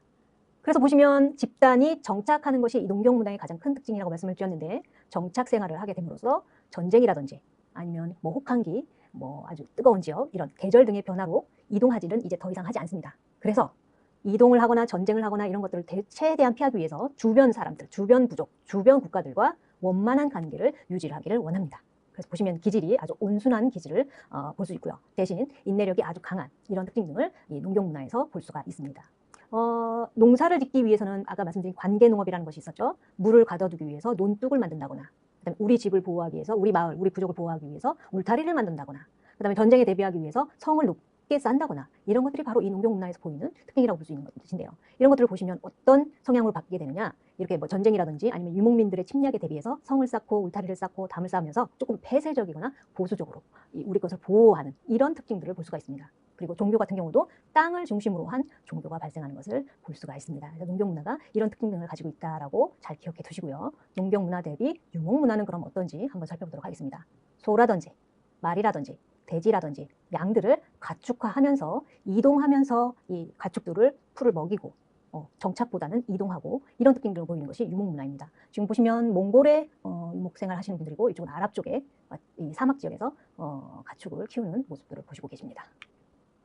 자, 농경 문화는 집단이 정착해서 움직이지 않는 특징을 가장 큰 특징으로 보였고 유목 문화 같은 경우에는 이동하는 것이 가장 큰 특징이라고 보시면 되겠습니다. 그래서 새로운 목초지, 가축들을 먹이기 위한 이 새로운 목초지를 찾아서 계속해서 이동해 나가는 것을 보실 수가 있고요. 그래서 조금 정착되지 않은 불안한 생활을 보실 수가 있고 이동을 해갔는데 그 이동지에서 기존 세력들과 싸움을 해야 된다거나 뭐 확보를 하기 위해서 거칠게 전쟁을 해야 된다거나 그리고 자연 환경 자체가 아까도 아랍 지역에서는 사막 지역이었고 몽골 같은 경우도 기후가 좀 차갑다거나 이렇게 거친 자연과 그리고 그 지역에 있었던 아주 맹수들로부터 생존하기 위한 나와 가축들을 보호하기 위한 이런 환경이기 때문에 농경 문화의 기질이 온순한 기질이었다고 했죠. 반대로 유목 문화 같은 경우에는 아주 호전적인 진취적인 기질을 갖고 있는 것이 유목 문화의 특징이라고 보시면 되겠습니다. 자, 농경 문화가 수직적 위계 질서, 뭐 연장자라든지 리더십이 강한 대장이라든지 이렇게 수직적인 위계 질서였다면 유목 문화는 앞에서 보시는 이런 이동생활이라든지 이런 문화 때문에 수평적 위계 질서로 특징해 보입니다. 무엇이냐? 어르신들의 어떤 그 노하우가 필요한 것이 아니라 힘이 세고 싸움을 잘하고 전쟁을 잘하고 왼손들과 싸워서도 이길 수 있고 진취적인 젊은이가 노인들보다 유리하다라는 것이죠. 그래서 경험은 그다지 중요하지 않았고 나이라든지 신분도 상관없습니다. 그래서 힘이 세고 싸움을 잘하는 젊은이들이 어느 누구나 능력을 발휘할 수 있는 특징을 가진 문화가 바로 이 유목 문화. 그래서 위계 질서조차도 수직적인 것보다는 수평적으로 질서가 잡혀 있다는 것을 보실 수가 있습니다. 그리고 유목문화의 가장 큰 특징, 농경민에 비해서 민족과 또는 부족과 이웃 주변의 국가들과 아주 다양한 교류를 하고 있습니다. 광대한 초원, 그 다음에 타문화에 대한 개방적인 태도. 농경문화는 이렇게 담을 쌓고 성을 쌓고 해서 조금 폐쇄적이고 보수적이라고 했죠. 반면 유목문화는 이 개방적인 태도를 볼 수가 있습니다. 그리고 무기라든지 이런 것들을 사용해서 전쟁에 아주 우세하고 말을 아주 잘 타죠. 그래서 넓은 대지를, 넓은 면적을 아주 진취적으로 잘 이동을 하는 특징이 유목문화입니다. 그래서 그것들을 기반으로 해서 주변국과 아주 다양한 교류, 교육 등을 아주 활발히 했던 것을 볼 수가 있습니다. 그래서 대표적으로 이 유목민에게서도 아무리 전쟁을 잘하고 무기를 잘 쓰고 말을 잘 탄다고 하지만 이 유목민들에게도 잦은 전쟁은 아주 큰 부담입니다. 그래서 대신에 그렇게 되면 이제 부족한 식량이라든지 생필품 이런 것들을 확보해야 되는데 이런 것들을 뭐 전쟁을 농경 지역에 쳐들어가서 빼앗아 오기도 하지만 점차적으로 이 이웃 부족과 우리한테서 남는 물건 뭐 가축의 뭐 가죽이라든지 그다음에 유제품이라든지 이런 것들과 주변에 있는 국가들에 갖고 있는 우리가 생필품이라든지 음식으로 쓸 수 있는 이런 것들을 물물 교환, 교류하게 되는 것이죠. 이것이 바로 장기적으로 유목민들한테도 더 유리하였던 것이에요. 그래서 점차 주변국을 떠나서 조금 더 먼 나라까지 무역으로 확장하게 되는데 이게 바로 실크로드의 시작이었던 것이죠. 그래서 상업이 이제 발달을 하면서 개인적인 재산 축적을 가능하게 하였고요. 그래서 개인적인 능력이 집단의 어떤 뭐 생산량 확보 능력보다 더 중요했던 것이죠. 그래서 개인 능력을 아주 중요시하는 특징이 유목문화의 가장 큰 특징이라고 보실 수 있고 집단이나 가족보다는 나, 개인이 중요하게 되었다. 또 이렇게 물물 교환을 하거나 교류를 하거나 교육을 하면서 협상이 아주 중요했기 때문에 논쟁이라든지 토론 문화가 아주 발달되어 있는 것이 유목문화의 특징이라고 보시면 되겠습니다. 농경문화가 땅을 중심으로 한 종교가 발달했다고 하면 유목문화 같은 경우에는 하늘, 태양과 연결된 종교가 발달하는 특징을 보이고 있습니다. 그래서 우리 인류가 수렵이라든지 채취해서 이 자연에서 그냥 주어지던 어떤 환경에서 살다가 농경이면 농경, 유목이면 유목무 이렇게 좀 정착하거나 이동하거나 해서 이런 문화로 발달하고 나눠지는 것들을 살펴보았고요. 동양과 서양의 특징이 가장 큰 부분 강수량에 따라서 나눠지게 되는데 이 부분은 또 이 동양과 서양의 식문화에도 아주 많은 영향을 미치게 됩니다. 이 강수량이. 그래서 강수량에 따른 특징을 살펴볼 것인데요. 지난 시간에 우리가 쌀 생산 지역이라고 쌀 생산량이 아주 많은 지역의 분포 지도를 한번 살펴보았습니다. 여기서 보시면 색깔이 진할수록 쌀 생산량이 많은 지역이에요. 우리나라는 한 중간쯤 되어 보이시죠? 자, 보시면 이제 우리나라를 포함한 동남아시아 일부 지역들이 여기서 지금 쌀 생산을 하고 있는데 쌀 생산을 한다는 얘기는 벼농사를 짓는다는 얘기고 벼농사를 지을 수 있는 이 지리적인 특징이 있다는 얘기겠죠. 여기 조금 한번 짚고 넘어가면 우리나라보다 색깔이 진한, 다시 말해서 쌀 생산량이 더 많은 나라들이 조금 보이시죠? 뭐 베트남이라든지 인도네시아라든지 이 나라들은 왜 이렇게 쌀 생산량이 많을까요? 그렇죠. 2모작, 3모작까지 하면서 우리나라보다 이 벼 농사를 2배, 3배 더 많이 짓게 되니까 쌀 생산량이 더 많아지는 것입니다. 물론 이제 쌀 생산하는 면적도 더 넓기도 하겠지만 2모작, 3모작까지도 가능한 기후가 받쳐준다는 것이죠. 그래서 분포가 어느 지역, 동남아시아, 동아시아, 우리나라 포함한 중국, 한국, 일본 지역으로 이 쌀 농사 지역이 분포되어 있다는 것을 한번 체크해 보시고 자, 이 강수량에 따른 벼농사 지역과 밀농사 지역의 특징을 한번 살펴보도록 하겠습니다. 자, 우리나라는 왜 밀농사가 아니라 벼농사를 짓고 있는 것일까? 주변의 중국과 일본도 왜 밀농사가 아닌 벼농사를 짓고 있을까? 중국 같은 경우는 원체 대지가 넓기 때문에 면적이 넓기 때문에 일부 지역이 이제 또 마찬가지로 벼농사, 또 일부 지역은 밀농사를 짓는 특징을 볼 수가 있습니다. 네, 지금부터 살펴보겠습니다. 자, 벼농사 지역은 지금 앞에서 보셨던 지도처럼 동아시아, 동양 우리가 흔히 말하는 이쪽 부분에 분포되어 있고요. 밀농사 같은 경우에는 미국을 포함한 아메리카, 그리고 뭐 이탈리아, 뭐 스페인 이쪽에 아주 드넓은 평야가 펼쳐져 있는 것을 보실 수가 있습니다. 그래서 보통 밀농사 지역을 서양이라고 우리가 얘기를 하는 것이고요. 생산 방식을 한번 보겠습니다. 벼농사 같은 경우에 공동 생산하거나 뭐 공동 소유하기도 하고 개별 소유하기도 하고요. 함께 파종, 모내기, 함께 수확, 추수를 합니다. 함께 한다는 게 중요한 생산 방식 중에 하나고요. 밀농사 같은 경우에는 개별 생산, 개별 소유, 자기가 생산해서 자기가 한다는 얘기고 혼자 씨뿌리고 혼자 수확이 가능합니다. 면적을 자기가 많이 확보하면 확보할수록 더 많이 씨를 뿌리고 생산을 할 수 있는 게 밀농사 지역이고 벼농사 지역 같은 경우에는 넓은 면적보다는 나랑 같이 협업해서 이 농사를 지을 수 있는 인력을 많이 확보하고 있느냐, 사람 인력 일손이냐, 땅의 면적이냐, 이 차이가 또 벼농사와 밀농사의 차이가 된다는 것이죠. 그래서 각자 소유한 논을 함께 경작하는 협업 네트워크, 여러 사람이 협동해서 일을 하는 특징이 벼농사, 혼자서도 충분히 파종과 추수가 가능한 것이 밀농사. 물론 이제 수확량은 벼농사가 밀농사 대비 2~3배 더 많기도 합니다. 그리고 가장 큰 기후적인 특징, 강수량인 거죠. 벼농사를 지을 수 있는 곳에서는 반드시 물이 필요합니다. 그래서 이 강설량이 1년 평균 1000mm 이상 나와줘야 하고요. 물론 이제 계절별로 강수량이 일정하진 않습니다. 우리나라 같은 경우에도 뭐 한시적으로 장마철이 있기도 하고 집중호우라는 것이 있고 추수할 수 있는 이 가을철, 추수 시절만 빼고는 이제 겨울도 마찬가지지만 그 앞쪽으로는 물이 항상 논에 채워져 있어야 되는 상황인 것이죠. 그래서 벼농사, 쌀농사는 물이 아주 중요한 부분을 차지한다. 반면 밀농사 같은 경우에는 맨 땅에서도 잘 자란다. 1년 내내 강수량이 아주 일정하게도 한 기후를 갖기도 하고 강수량, 강설량이 적어도 이 밀농사는 충분히 할 수 있다라는 특징. 그래서 이 강수량에 따라서 이 벼농사를 지을 수 있는 지역이냐, 밀농사를 지을 수 있는 지역이냐에 따라서 이 차이가 난다는 것을 보실 수가 있습니다. 또 하나 수로를 관리하는 노동력 무슨 얘기냐? 수로 관리가 앞에서 말씀드렸던 관계농수, 뭐 관계농업, 관계수리 이런 얘기랑 마찬가지 얘기입니다. 눈이 오거나 비가 오거나 강수량이 많을 때 그 물을 저장해 놓을 수 있는 뭐 댐이라든지 저수지라든지 이런 것들을 관리를 하는데 이 저수지 댐 같은 거는 마찬가지로 노동력도 많이 필요하고 거기에 필요한 어떤 그 토목 재료들도 많이 필요하게 되는 것이죠. 당연히 단순하게 벼농사를 뭐 모내기를 한다거나 추수를 한다거나 했을 때 사람만 필요한 것이 아니라 인력만 필요한 것이 아니라 농사를 짓기 위한 물을 관리하는 이 저장 시설, 그다음에 그 물을 길을 터주는 어느 곳에 적절하게 이 물이 이동할 수 있는 수로를 만드는 이런 기술까지도 다 일손이 많이 필요하게 되는 것이죠. 단순한 농사와 뒤에 백그라운드까지도 사람 일손이 많이 필요한 것이 바로 벼농사의 특징이라는 것이죠.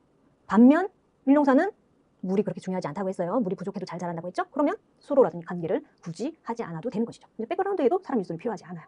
벼농사와 밀농사의 이런 광수량과 거기에 필요한 인력 풀 이런 것들이 아주 큰 특징, 문화 형성하는 데 큰 특징으로 구분될 수 있다는 것이죠. 당연히 벼농사에서 생산되는 것은 쌀이니까 쌀을 기본으로 한 밥이 위주로 될 것이고 당연히 식문화가 밥과 그 밥을 먹을 수 있는 반찬으로 구성된 주식과 부식, 주식은 쌀로 만든 밥, 부식은 그에 따른 반찬이라든지 이런 것들로 구성되어 있는 식문화가 형성하게 되는 것이 바로 벼농사를 짓게 되는 그 지역들이 특징일 것이고 밀농사를 하는 곳에서 나오는 밀가루를 가지고 만드는 빵을 주식으로 하는 지역의 특징이 그래서 이렇게 구분이 된다는 것입니다. 또 우리는 왜 빵을 주식으로 안 하지? 왜 저기는 쌀을 안 먹지? 자, 우리는 왜 쌀을 가지고 쌀을 주변으로 한 이 반찬들로 밥상이 구성되어 있지? 식문화가 구성되어 있지? 자, 여기서 이제 물음표가 이제 해결이 되시죠. 자, 이런 부분들이 아주 큰 식문화의 형성을 하고 이 벼농사와 밀농사로 구분되어지는 이 동양과 서양의 이 지리적인 차이가 이 결과적으로 우리가 아주 가장 크게 느낄 수 있는 이 동양과 서양의 식문화에 이 영향을 주고 있다. 그래서 특징이 아주 확연하게 구분이 된다라고 보실 수가 있습니다. 건축물 같은 경우도 아주 중요합니다. 왜냐하면 이 화력, 음식을 만들어내는 화력에도 영향을 미치기 때문에 벼농사를 짓는 지역은 아까 강수량이 많다고 했죠. 강수량이 많으면 집안, 땅의 어떤 단단한 정도가 무르겠죠. 땅이 이 무거운 힘을, 건축물을 버텨낼 수가 없어요. 그래서 보통 이 벼농사를 짓는 강수량이 많은 지역의 건축물 같은 경우에는 나무로 된 건축물들이 많습니다. 우리 한옥 같은 경우도 마찬가지죠. 물론 이 주춧돌이라고 하는 그 기둥을 받치는 이 돌 같은 것들이 얼마나 받쳐주느냐에 따라서 여기가 그냥 초가집이냐, 기와집이냐, 아니면 궁궐이냐. 물론 궁궐이라든지 이곳의 주춧돌이 가장 크고 넓습니다. 그래서 기둥도 굵고 높고 이 궁궐 같은 경우에 조금 더 사이즈가 크게 되는 거죠. 자, 그래서 벼농사를 하는 강수량이 많은 지역의 건축물 같은 경우에는 나무가 주재료이며 기둥을 중심으로 건축물이 이루어지고 따로 벽은 기둥이 중심이니까 벽이 따로 없죠. 그리고 대신 창이 넓어요. 벽이 없기 때문에 이 집과 마당과 그것을 포함하는 담장이 발달하게 되는 것이 이 벼농사를 짓는 지역의 건축물의 특징이고 밀농사를 짓는 강수량이 적은 지역의 건축물의 특징은 무거운 벽돌로 높게 쌓아서 뭐 1층, 2층 높게 쌓아도 이 물이 적은 지역의 이 집안이 단단하게 버텨주기 때문에 벽돌로 건축물을 만들고 벽돌로 벽을 쌓아서 건축물을 만들죠. 기둥이 아니라 벽에 올라가면서 넓은 창 대신에 작은 창이 있는 것이 밀농사를 짓는 지역의 건축물의 특징이라고 보시면 되겠습니다. 이 부분은 나중에 어떻게 차이가 나냐면 우리나라 같은 경우에 그 한옥에 구성되어 있는 구들장에 불을 넣는 붓두막, 아궁이 그래서 거기에 장작을 넣어서 가마솥을 걸고 거기서 조리를 하게 되었죠. 이 부분들이 건축물하고 음식문화하고 무슨 연계가 있지? 라고 생각하시겠지만 이런 부분들도 건축물의 형태라든지 이런 부분들도 식문화에 이렇게 영향을 미치게 되는 부분인 거죠. 이 부분은 뒤에 가서 좀 더 자세하게 설명을 드리도록 하겠습니다. 자, 한국은 벼농사를 짓는 대표적인 나라입니다. 이것은 제가 2022년에 양평에 있는 우보 농장에 가서 찍은 사진인데 여기서 지금 모내기를 하고 추수를 하시는 분들은 스페인의 미식대학에서 오신 분들이에요. 학생분들이에요.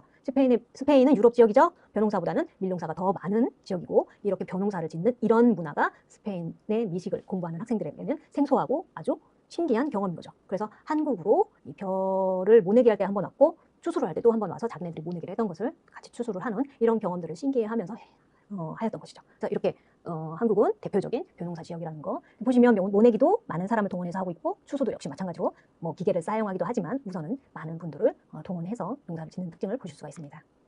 반면에 밀농사 같은 경우에는 뭐 지금 당연히 뭐 트랙터라든지 이런 기계 그다음에 뭐 드론이라든지 비행기를 이용해서 아주 넓은 밀을 심어서 농사를 짓는 걸 보실 수가 있습니다. 미국의 아주 그냥 광활한 밀농사고요. 그다음에 이태리 쪽에 밀농사 짓는 것을 보시고 계십니다. 보시면 우선은 면적이 엄청나게 차이가 납니다. 우리하고는 달라요. 우리 같은 경우에는 뭐 낮은 산을 깎아서 다랭이 농으로 계단식의 논까지도 만들 정도로 작은 땅들, 작은 면적들도 이렇게 거기다 물을 대는 어려운 상황인데도 조그맣게 논들을 만들어가고 밀농사를 짓는 지역들 보면은 완전히 그냥 평야, 밀평야가 아주 드넓게 펼쳐져 있는 것들을 보실 수 있는 게 아주 확연한 특징입니다. 그래서 앞에 살펴보신 것처럼 이렇게 벼농사 지역이냐, 밀농사 지역이냐, 강수량이 많으냐, 강수량이 적으냐에 따라서 구분이 되었고 자연스럽게 그 지역의 어떤 지리적인 역량을 같이 접목시켜서 이 부분은 조금 동양의 식문화가 발달하게 되고 밀농사를 짓는 지역 자체, 기후 자체, 강수량 자체가 또 동일하게 형성되어 있는 이 지역 같은 경우에는 유럽이라든지 아메리카라든지 이런 데들 같은 경우에는 또 당연히 서양의 식문화가 발달하게 되는데요. 이 두 식문화를 크게 비교해보는 시간을 갖도록 하겠습니다. 자, 위쪽에 있는 어느 지역일까요? 밀농사를 많이 짓는 지역에는 보통 목축을 같이 하게 됩니다. 고기라든지 유제품, 치즈 이런 것들이 많이, 버터 이런 것들이 많이 나오게 되죠. 보시면 스테이크, 넓적한 스테이크, 목축이 같이 발달되어 있는 밀농사가 많이 되는 서양 음식일 것이고 아래 음식 같은 경우에는 젓가락이 딱 보이네요. 동양의 대표적인 음식입니다. 여기서는 동양과 서양의 어떤 사상 자체도 이 사상 자체가 그 자기가 주어진 문화, 자기가 형성되어 있는 어떤 부족이라든지 민족이라든지 국가가 형성되어 있는 이 지역의 어떤 쌓인 문화라고 했잖아요. 보시면 지리적인 영향, 기후적인 영향, 종교적인 영향, 사회적인 영향, 여러 요인들이 문화에, 특히나 식문화에 영향을 미친다고 했습니다. 마찬가지로 보시면 이 목축과 밀농사를 많이 짓는 이쪽 서양 지역의 어떤 사상이라든지 문화가 엿보여요. 간단하게 고기가 덩어리로 나온 것과 잘게 쪼개져 있는, 그리고 포크와 나이프를 쓰는 것과 젓가락을 쓰는 것으로 한번 비교를 해볼 건데요. 혹시 어떤 차이가 있는지 눈에 보이시나요? 지금 말씀드린 이 차이가 어디에서 나오는 걸까요? 동양의 식문화 같은 경우에는 먹는 사람이 간단하게 더 이상 더 조리를 하거나 더 이상 더 조작하지 않고 바로 식기를 이용해서 드실 수 있게 먹는 사람을 배려하는 사상이 엿보이고요. 서양의 식문화 같은 경우에는 한 번 더 포크와 나이프를 가지고 고기를 나에게 적합하게 더 잘라서 먹는, 다시 말하면 조금 더 먹는 사람을 배려한 식문화가 엿보이는 것이 바로 아래쪽에 있는 동양의 플레이팅, 동양의 식문화라고 보시면 되겠습니다. 이것 역시 앞에 모든 것들이 다 쌓여서 지역의 그 문화의 그 민족의 어떤 쌓여진 식문화라고 보시면 되겠습니다. 좀 더 자세히 살펴보도록 할 건데요. 동양의 식문화 같은 경우 앞쪽에서 계속 말씀드린 지도라든지 어떤 강수량이라든지 벼농사의 특징 같은 것들을 살펴보면서 농경사회의 특성을 갖추고 있다는 것을 이제 체크하실 수 있으시겠죠. 그래서 강을 끼고 그 강 주변의 비옥한 토지를 활용하여서 형성된 문화권이 많고 시기, 계절 이런 거에 따른 시식과 절식에 적합한 음식들이 발달되어 있는 것을 볼 수 있으며 벼농사에 나온 쌀을 기본으로 한 쌀밥을 주식으로 하고 그에 따른 반찬을 부식으로 구성된 이런 구조의 음식이 많다라는 거. 그리고 신분의 차이라든지 이런 것들이 역시 마찬가지로 밥상에서까지 보인다는 거. 그리고 기후, 환경에 따라 다양한 가옥, 건축물의 구조, 그에 맞는 식사 환경이 조성되었다는 것을 보실 수가 있습니다.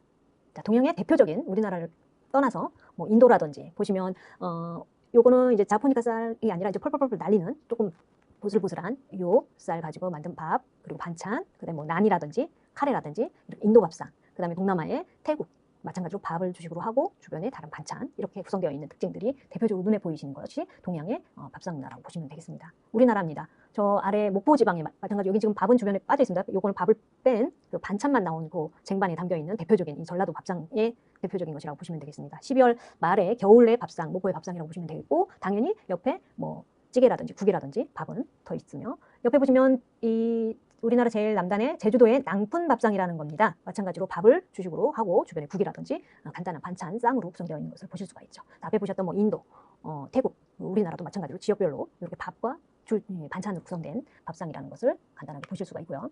자, 반면 서양의 식문화는 밀농사를 짓고 목축을 키우는 밀과 목축의 특성을 가지고 있는 것을 볼 수 있다. 자, 남방 같은 경우도 우리의 구들정 아궁이 이 화력은 마찬가지로 중국과 우리나라와 일본하고도 또 차이가 있습니다. 그 가장 큰 특징 중에 하나가 이제 서양 중에서는 중앙 남방식 배치카, 난로라든지 아니면 조금 입식 앉아서 테이블에서 이렇게 먹는, 그리고 좌우 대칭에 세팅을 하는 이런 특징들을 가지고 있는 것이 바로 서양의 식문화의 대표적인 특징이다. 그래서 이탈리아 메디치 가문의 음식 문화가 이제 결혼으로 인해서 프랑스에 도입이 되면서 공간 전개형이 아니라 시간을 가지고 에피타이저서부터 뒤에 디저트까지 차례대로 시간에 따라서 나오는 시간 전개형의 어떤 식문화를 가장 대표적으로 보는 것이 이 서양의 식문화의 특징이다라고 보시면 되겠습니다. 간단하게 보시면 목축, 가축, 닭, 칠면조, 돼지, 소, 양, 그래서 이 목축의 어떤 식재료가 풍부하게 펼쳐지는 밥상 상차림이 대표적인 서양 문화의 밥상 차림이고요.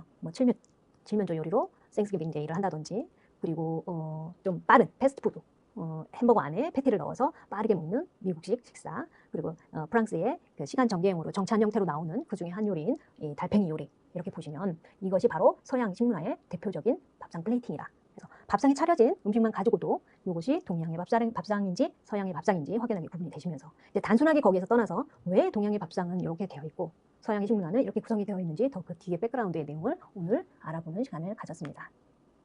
해서 동서양의 식문화가 어떻게 차이가 나고 그것들이 어떻게 이렇게 비교가 되는지 어느 부분에서 되는지 그리고 그 문화가 어떻게 형성되었고 그 요인들이 어떤 것들이었는지를 이해하는 시간을 가졌습니다. 더 나아가서 이제 다음 시간에는 동양 중에서 동양을 대표하는 한국, 중국, 일본은 어떻게 식문화가 형성되어 있는지 살펴보는 시간을 갖도록 하겠습니다. 다음 시간에 뵙겠습니다. 감사합니다.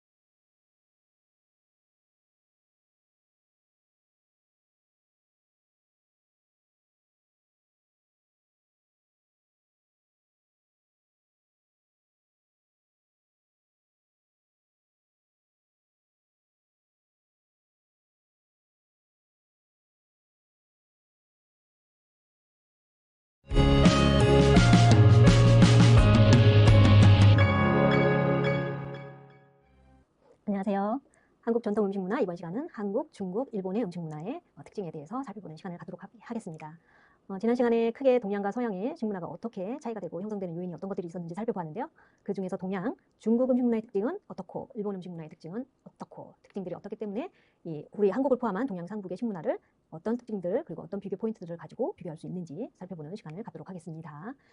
이 시간에서 중국 음식과 일본 음식의 문화에 대해서는 아주 상세히 살펴볼 것이고요. 한국 음식 문화는 키포인트, 이 삼국을 비교할 수 있는 포인트들만 짚어볼 거예요. 왜냐하면 다음 시간부터는 본격적으로 한국 음식 문화를 집중적으로 살펴볼 거기 때문에 중국 음식, 일본 음식 문화에 대해 살펴보고 이 삼국을 비교하는 식문화를 살펴보도록 하겠습니다. 그래서 먼저 중국의 음식 문화 특징 살펴볼 것인데요. 중국은 면적이 엄청나게 큰 국가이죠. 그래서 당연히 그 중국 안에서도 이 남쪽 지역이냐 북쪽 지역이냐에 따라서 그리고 강을 끼고 있느냐 그 다음에 이 바다를 많이 접하고 있지는 않습니다. 중국이. 그래서 이 지리적인 요건에 따라서도 이 면적이 가장 큰 나라이기 때문에 차이가 좀 보인다는 거 이 부분들도 살펴볼 것이고요. 그래서 중국은 지형적으로 남쪽의 열대성 기후, 원체 면적이 넓으니까 기후 형성대도 여러 분야로 보이고 있습니다. 그래서 북쪽의 고산지대 그리고 항하를 주변으로 한 그 항하 지역 그리고 남쪽에 양자강을 주변으로 한 이런 거대한 강을 끼고 있는 이 비옥한 옥토로 이루어져 있는 이 주변의 음식 특징 그리고 다양한 자연 환경 마찬가지로 면적이 너무 넓으니까 여러 우리나라 같은 경우 그 중심 쪽의 한 부분을 차지한다고 보면은 그 아래 위쪽을 다 포함한 것이 중국의 음식 문화의 특징이라고 보시면 되겠습니다. 그래서 음식 문화에 영향을 주는 자연적인 환경, 사회적인 환경이 있었죠. 그래서 이러한 환경들은 중국은 이렇게 구성되어 있다. 그래서 다양한 자연 환경과 또 여러 민족 이 작은 민족의 식문화 특징, 이 작은 민족의 식문화 특징, 이쪽의 민족의 식문화 특징들이 다 합쳐지기도 하고 또 특징들을 그대로 다 유지하고 계시기도 하고 그래서 장구한 역사와 이런 모든 것들이 지금 현재 중국의 독특한 식문화를 형성하고 있다는 것을 볼 수가 있습니다. 자세히 좀 더 살펴볼 것인데요. 우선 북부 지역, 황하를 기본으로 해서 항하 유역과 그 능선을 따라서 형성된 아주 넓은 평야 그리고 비옥한 농지에서 발달되어 있는 이런 음식 문화가 발달되어 있는 곳이 이 북부 지역이고요. 북동 지역 같은 경우 우리 한국의 북부 지역이라고 보시면 되겠습니다. 뭐 옛날에 뭐 만주 지역 이쪽을 보시면 될 거예요. 그래서 이쪽은 아주 겨울에는 땅이 얼 정도로 아주 춥고 여름은 고온다습한 대륙성 기후였고 비옥한 강을 끼고 있고 넓은 광야까지 아주 펼쳐져 있는 곳이기 때문에 다량의 수수, 우리가 그 수수금이 수수 팥떡 만드는 그 붉은 잡곡 있죠. 그 수수, 그리고 대두, 우리가 말하는 콩, 메주를 쓰거나 콩나물로 키우는 그 노란 콩을 대두라고 합니다. 그래서 그 콩이 많이 생산된다는 것. 우리가 옛날에 고구려 시절에 이 넓은 이쪽 지역까지 이 영토를 확장하고 있을 때 우리나라가 대두를 많이 생산했다. 이런 얘기들도 있죠. 그래서 이 북동 지역이 바로 그 지역이라고 보시면 되겠습니다. 중부 지역 같은 경우에는 몽골 내륙의 준사막 지역으로 몽골의 유목민들 사진 앞 시간에 보시는 거 있으시죠? 유목민들이 생활하고 있는 지역이고 지속적인 수리 작업, 마찬가지로 물길을 트는 이런 작업으로 풍부한 농토를 형성하고 있다. 이 지역이 중부 지역이다. 남부 지역으로 내려오면 양자강 유역으로 마찬가지로 구성되어 있는 비옥한 땅에서 나는 이 쌀을 가지고 이 쌀 문화가 형성되어 있는 곳이 남부 지역이다라고 보시면 되겠고 티베트, 높은 고원, 산맥 이런 것들이 형성되어 있으며 고원지대 건조하고 차가운 기후에 이런 농경에는 적합하지 않은 지역이 바로 이 티베트 지역이다. 그래서 이 중국의 자연적인 사회적인 환경이 넓은 대지로 넓은 기후대로 인해서 아주 다양하게 지역별로 차이가 있다는 것을 보실 수가 있습니다. 중국 음식의 그 커다란 특징을 하나 보시면 우리나라 음식의 사상하고 크게 다르지는 않습니다. 음양 철학을 중시하고 오행 철학 그리고 중용 조화를 이루는 이런 중용 철학을 중심으로 한 중국 음식의 가치 체계가 형성되어 있다는 걸 보실 수가 있고요. 넓은 대지, 넓은 지역에 다양하게 생산되는 아주 많은 식재료들로 인해서 이 식재료의 다양성이 아주 부각되는 것을 보실 수가 있습니다.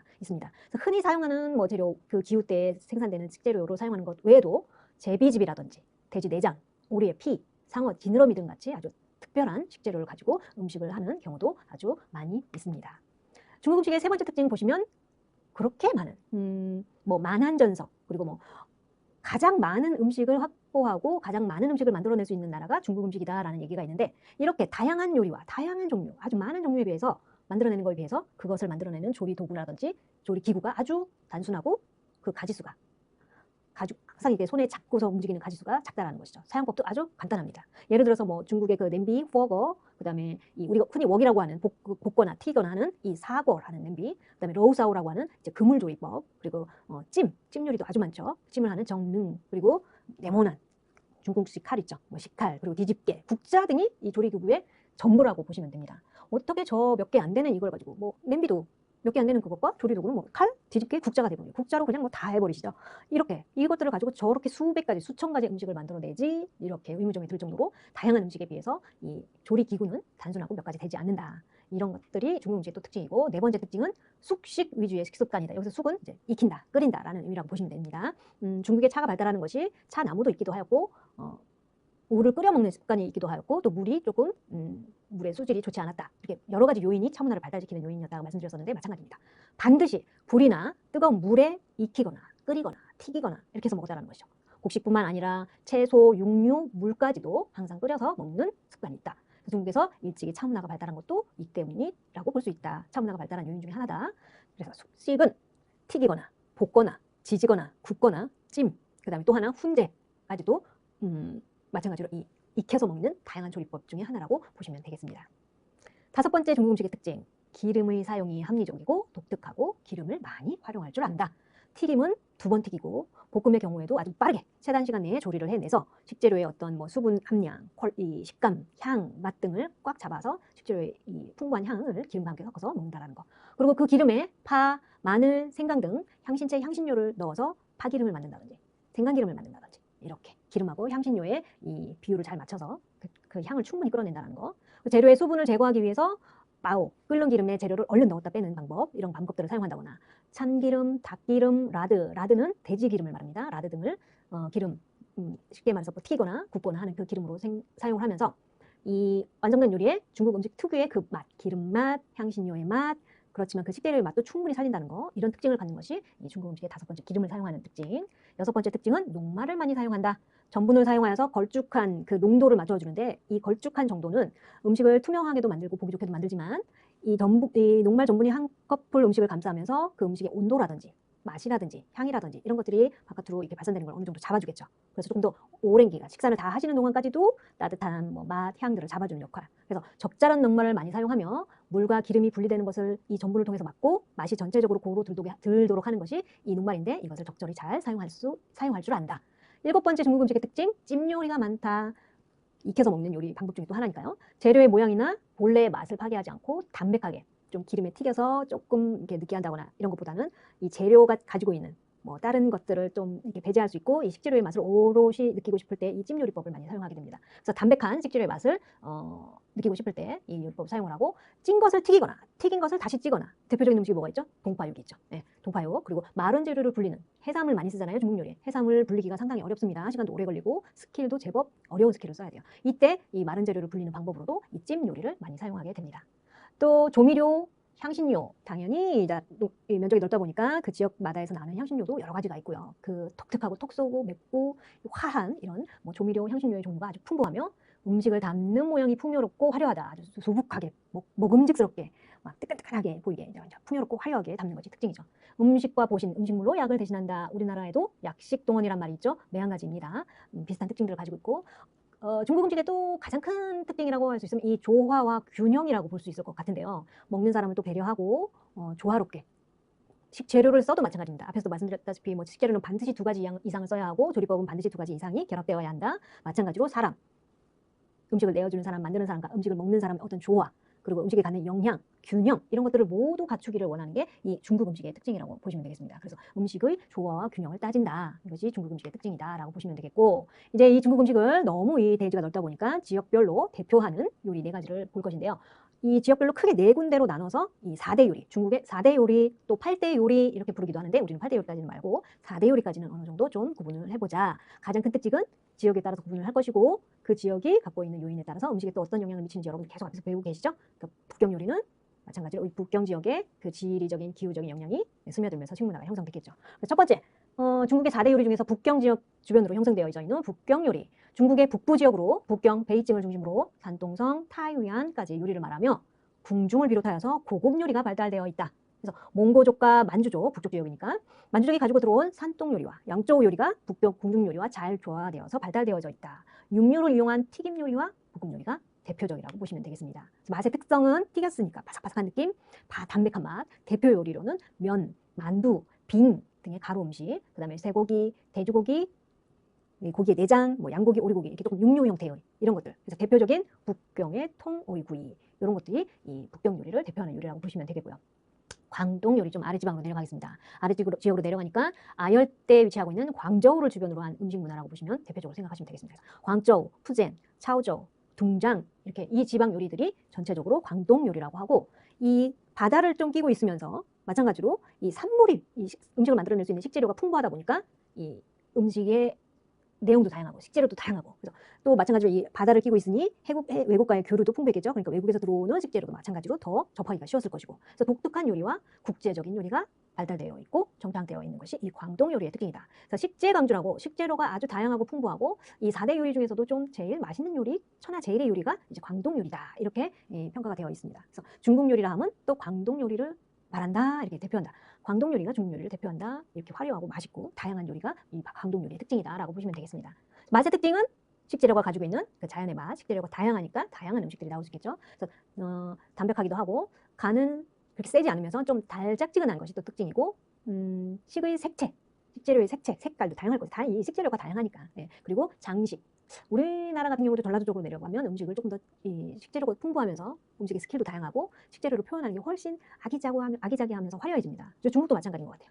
이 식재료가 다양하고 따뜻한 지역이고 하면서 이 색깔과 이 장식 아주 예쁜 모양 이런 것들을 잘 잡아내는 게 이 광동 요리의 특징입니다.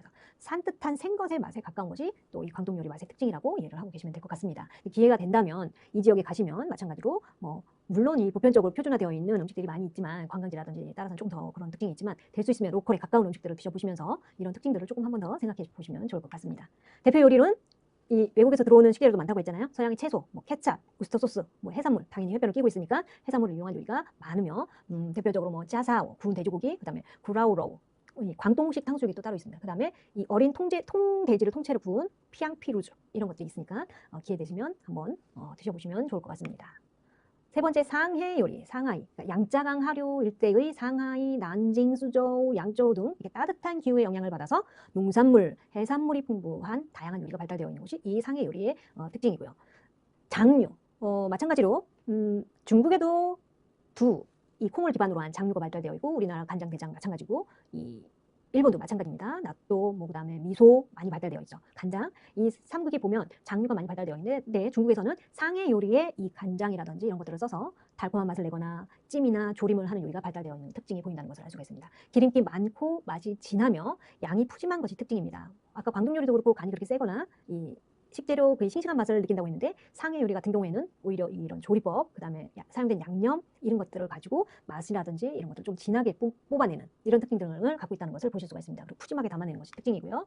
대표 요리 아까 양쯔강을 기준으로 해서 발달된 그 비옥한 토지에서 나오는 쌀을 마찬가지로 주식으로 하기 때문에 쌀을 재료로 한 요리가 많고 해산물, 게, 새우, 물새 이런 것들을 갖고 음식을 한 요리들이 많습니다. 찜 요리, 찌어서 튀기거나 튀겨서 찐 거에 대표적인 동파육이라는 것이 있다고 했죠. 동파육이 상해 요리의 대표적인 그 삶은 돼지고기 요리라고 보시면 되고 바닷게 요리인 프롱칭서, 그 다음에 더푸라고 하는 뭐 두부 요리, 그 다음에 만두, 파치안, 그 다음에 탕바오 마찬가지 이 만두가 저쪽 티베트 쪽에서 넘어오는 이 만투라고 하는 이것은 속에 우리가 흔히 아는 만두처럼 속이 없습니다. 그러니까 뭐 그냥 찐빵 이렇게 생긴 거. 그 다음에 우리가 흔히 먹는 속이 차 있는 만두, 이렇게 만두도 지역이 원체 면적이 넓다 보니까 여러 형태로 이 만두가 구성되어 있다는 걸 보실 수가 있어요. 그래서 여러 가지 이런 것들, 그 다음에 마지막으로 사천 요리. 근데 사천은 이미 우리가 사천이라고 하면 매콤한 음식이라고 유추가 되시죠. 마찬가지로 사천 요리, 중국의 서부 쪽입니다. 윈난, 쓰촨. 그래서 이 산지 방면의 요리로서 기름지진 않지만 마늘, 파, 매운 고추, 생강 등 좀 맵싸한 매콤한 향신료들을 사용해서 요리가 많이 맵고 짜지만 대신 이제 그 부분들을 느끼한 부분을 잡아주는 것이죠. 이런 느끼하지 않고 좀 매운 특성을 가진 것이 사천 요리의 특징이다. 그러면 대표 요리가 어떤 것들이 있느냐? 채소 요리가 뛰어나고 짜차이 같은 특산물을 만들어낸 것이 사천 요리이며 채소를 또 육류하고 같이 이용해서 볶거나 찜을 많이 하는 것이 사천 요리의 특징입니다. 그래서 마펄더부, 두부, 그 다음에 양고기, 양로거즈, 그 다음에 칠리새우라고 하는 칠리새우 하면 살짝 그 매콤한 맛이 좀 이제 본토로 들어가면 조금 더 그 매운맛이 조금 더 강해지는 것을 느낄 수가 있습니다. 바지아오미샤 이런 것들이 이 사천 요리의 대표적인 요리라고 보시면 되겠습니다. 그래서 이렇게 보시면 지도에 보시면 이렇게 크게 북경 지역, 그 다음에 상해 지역, 광동 지역, 그 다음에 사천 지역 해서 이렇게 4개 지역으로 나눠지고 조금 더 자세히 더 구분하게 되면 8대 요리라고 좀 더 지역별로 더 나눠지기도 합니다. 그리고 아래 사진은 우리가 흔히 말하는 만한 전석, 뭐 임금이 드시거나 아주 귀한 손님을 대접할 때 차려지는 만한 전석인데 중국에서도 이 만한 전석을 가격대별로 뭐 몇백만 원짜리 상차림으로, 이거는 몇백만 원짜리겠죠. 몇백만 원짜리 상차림으로 받으실 수도 있고, 보시면 이렇게 원탁에 이 만한전석 같은 경우에는 원탁의 크기가 더 넓어질 것이고 둘러 앉을 수 있는 사람의 인원수도 더 많아지겠죠. 음식의 종류 당연히 더 많고 서비스의 질도 더 높아질 것이고, 보시면 이거 하나만 딱 보더라도 정말 많은 음식의 가짓수와 많은 식재료 그리고 다양한 음식들을 한 상차림에 올릴 수 있는 것이 바로 중국이다라고 한눈에 보실 수가 있는 것이죠. 자, 그러면 이 둥글고 원탁의 이 가운데 중심으로 돌아가는 이 상차림을 가지고 있는 중국에서는 어떤 식사 예절을 지켜야 하느냐. 자, 커다란 원형의 한 식탁에 둘러앉아서 큰 가운데, 이게 빙 돌아가는 가운데 거기에 큰 접시들을 계속 차례대로 나와서 그 음식을 나누어 먹는 식탁의 바로 이 대표적인 중국 음식의 상차림입니다. 좌석은 주빈, 그러니까 이 호스트, 이 상차림에 초대한 신분, 주인, 가장 안쪽인 상자에 앉고 주변의 좌우로 자기하고 친분이 높은, 그리고 이 모임에서 가장 중요한, 그리고 가장 가까운 위치가 높은, 이렇게 좌석의 위치가 정해져 있는 것이 바로 중국 음식 상차림의 특징입니다. 그리고 음식이 나오면 주빈 앞에 놓아서 먼저 먹도록 하고, 마찬가지로 마실 술의 종류라든지 이런 것들도 주빈이 먼저 물어서 정하도록 하고요. 중앙에 앞 접시 왼쪽에는 국물 그릇, 왼쪽 안쪽으로는 유리컵, 서양의 테이블 세팅, 그다음에 우리나라의 뭐 세팅 마찬가지로 원탁의 이렇게 공유하는 식탁인 것 같지만 나름대로 그 안에서도 이 그릇들이 놓여지는 위치가 따로 있다. 오른쪽에 사기로 만든 숟가락이나 상하나 나무로 만드는 젓가락, 그리고 숟가락은 탕을 먹기 위해서만 사용하진 않고 젓가락을 주로 사용한다는 거. 젓가락 같은 경우에 뭐 상하로 만들기도 하고, 이 사기, 도자기를 부어서 만들기도 하고, 요즘에는 플라스틱이 나오기도 하고, 나무는 삼국이 다 골고루 다 사용을 했습니다. 중국, 우리나라, 일본 보통 나무로 젓가락 만들어 사용하기도 하고, 그래서 이제 뭐 코끼리 상하 같은 걸로 젓가락을 만들었다라는 특징이 보이기도 하죠. 또 술잔이 다 비워지기 전에 계속 그 비워지기 전인데도 계속 첨잔하는 그런 문화, 대신에 잔을 돌린다거나 이러지는 않습니다. 그리고 이미 하고 있는 밥그릇 외에 다른 밥그릇은 사용하지 않고 수저로 빈 밥그릇을 소리나게 두드린다거나, 밥그릇을 식탁 위에 엎어놓는다거나, 젓가락을 밥 위에 꽂는다거나, 젓가락의 길이가 서로 다른 것을 짝으로 이게 해서 사용한다거나 이런 것들은 무례한 행동, 예의 바르지 않은 식사 습관이다라는 것들을 보실 수가 있습니다. 그래서 이렇게 전반적으로 중국의 음식 문화의 식사 예절이 어떻게 구성되어 있는지를 보고 아 이런 특징들이 있구나. 그리고 이런 실수들은 하지 말아야 되겠구나라고 이해를 하시면 좋겠습니다. 다음은 일본 음식 문화로 넘어가 보도록 하겠습니다. 자, 일본도 마찬가지로 중국, 한식, 일본 아주 공통적인 요소도 있고요. 당연히 일본만의 특이한 특징을 갖고 있는 식사 문화가 있습니다. 고기 요리의 부재라는 것이 가장 큰 특징인데 무슨 얘기냐? 불교가 오래도록. 그래서 불교가 전래되고 100년 남짓, 그러니까 지난 675년에 처음으로 그 육식 금지령이 계속 이어집니다. 7에서 8세기에 즉위한 역대 천황들까지도 동물을 죽이는 것을 금하는 불교 이념 때문에 당연히 그러니까 이제 육식을 금하는 칙령을 내리게 되죠. 조리를 또 적게 하는 특징이 있고요. 육식을 많이 하지 않았다는 특징과 두 번째 조리를 적게 하는 특징. 이거는 여러분들도 상식적으로 많이 알고 계시죠. 음식이 가하는 기술, 그러니까 중국 음식처럼 뭐 볶거나 튀기거나 찌거나 조리거나 이런 것들이 많은 게 아니라 생것, 날 것에 가깝게 그래서 음식에 가하는 기술, 뭐 향신료라든지 이런 것들을 최소한으로 하고 가능한 자연에 가까운 상태로 그 계절에 나는 식재료 그 형태로 그 지역에 나는 식재료 그 형태로 신선함과 계절성을 중시하는 게 바로 일본 음식의 가장 큰 특징이죠. 그래서 봄에 가면 봄에 사려지는 상차림 안에 봄이 그대로 느껴지고 겨울에 가면 겨울의 그 상차림이라든지 담기는 그릇이라든지 이게 고스란히 그 상차림, 자기 앞자리에 차려지는 상차림이 그대로 느껴지는 것이 바로 일본 음식 문화의 특징이라고 보시면 되겠습니다. 마찬가지로 벼농사 지역이고 쌀을 중심으로 한 식생활이기 때문에 쌀, 반찬으로 구성되어 있는 형태를 보실 수 있고 기원전 5세기경부터 일본 열도에서도 농사를 벼를 재배하기 시작하였다. 쌀이 주요 재배 작물인 농경사회의 기본적인 그 쌀 중심의 식생활이 보인다는 거. 네 번째 특징, 근대로 변화되면서 불교로 육식을 금지하던 것을 메이지 유신 이후에 근대 국가 건설이라든지 아니면 이런 어떤 뭐 전쟁들 이런 것들이 나타나면서 강인한 몸, 육식을 안 하면 안 되는 거죠. 이제 그 육식이 필요하게 되는 거죠. 강인한 몸을 만들기 위해서 강인한 몸, 그다음에 이제 근로자, 뭐 병사 이런 사람들을 많이 육성하게 되고 많이 필요하게 되니까 육식과 우유 마시기를 장려하게 됩니다. 이런 것들이 바로 사회적 환경, 뭐 정치적 환경, 음식이 식문화에 영향을 미치는 요인이 바로 이런 것들이라고 보시면 되겠죠. 그래서 이제 불교의 사상에서 육식을 금하던 것을 메이지 유신 되면서 이제 막 근데 건설도 많이 하게 되고 전쟁도 많이 하게 되니까 이제 육식을 조금 더 장려하게 되는 식문화로 바뀌게 된다는 거. 이 화식의 정의, 화식이 바로 우리가 말하는 일본 음식이라고 보시면 되겠습니다. 일본 음식과 음식의 전반적인 주변을 형성하고 있는 식문화를 통틀어서 화식이라고 보시면 되시겠는데 2013년 유네스코 무형문화유산에 등재가 됐습니다. 이때 한국의 김장문화, 김치가 아니라 김장문화, 김치 만들기가 이 화식과 같이 등재를 하게 되었습니다. 화식 같은 경우는 일본 음식 전체를 통틀어서 말하는 거고 우리나라 같은 경우는 김장 문화가 유네스코 무형문화재 음식 부문으로 등재가 된 것이죠. 보면 화식, 일본 음식은 그러면 무엇이냐? 쌀밥을 주식으로 하고 밥에 맞는 국, 반찬, 뭐 절임 이렇게 다양한 찬으로 반찬으로 구성된 식당을 기본으로 하며 올바르게 젓가락과 그릇 등을 사용하는 일본의 전반적인 음식 습관을 화식, 일본 요리라고 일본 음식이라고 한다. 그러면 일본 음식이 전반적인 화식이 유네스코에 등재된 이유, 김장 문화가 유네스코에 등재된 이유 무엇이냐? 국산, 자기 이 나라에서 생산된 식재료를 주로 하며 사계절마다 우리나라도 마찬가지죠. 사계절이 있죠. 사계절마다 자연의 혜택에 대한 감사의 마음과 이것을 중시하는 정신을 음식에다 의미를 부여를 하고 지역이나 가족이 이어가는 조상, 지금 우리 현대에 살고 있는 우리 그리고 미래까지 이 문화가 계속 살아서 연계된다는 것이죠. 그래서 이 이어가는 지역이나 가족이나 세대를 이어가는 그 일본인만의 생활 음식 문화이다. 식사를 통해서 가족과 그리고 지금 현 시대에 공존하고 있는 공동사회의 관계를 강화시키는 사회적 식습관이다. 그래서 이것이 유네스코 무형문화재에 충분히 등재될 만한 이유가 있다. 똑같은 이유로 한국의 김장문화도 이렇게 등재가 되었다라고 이해를 하시면 되겠습니다.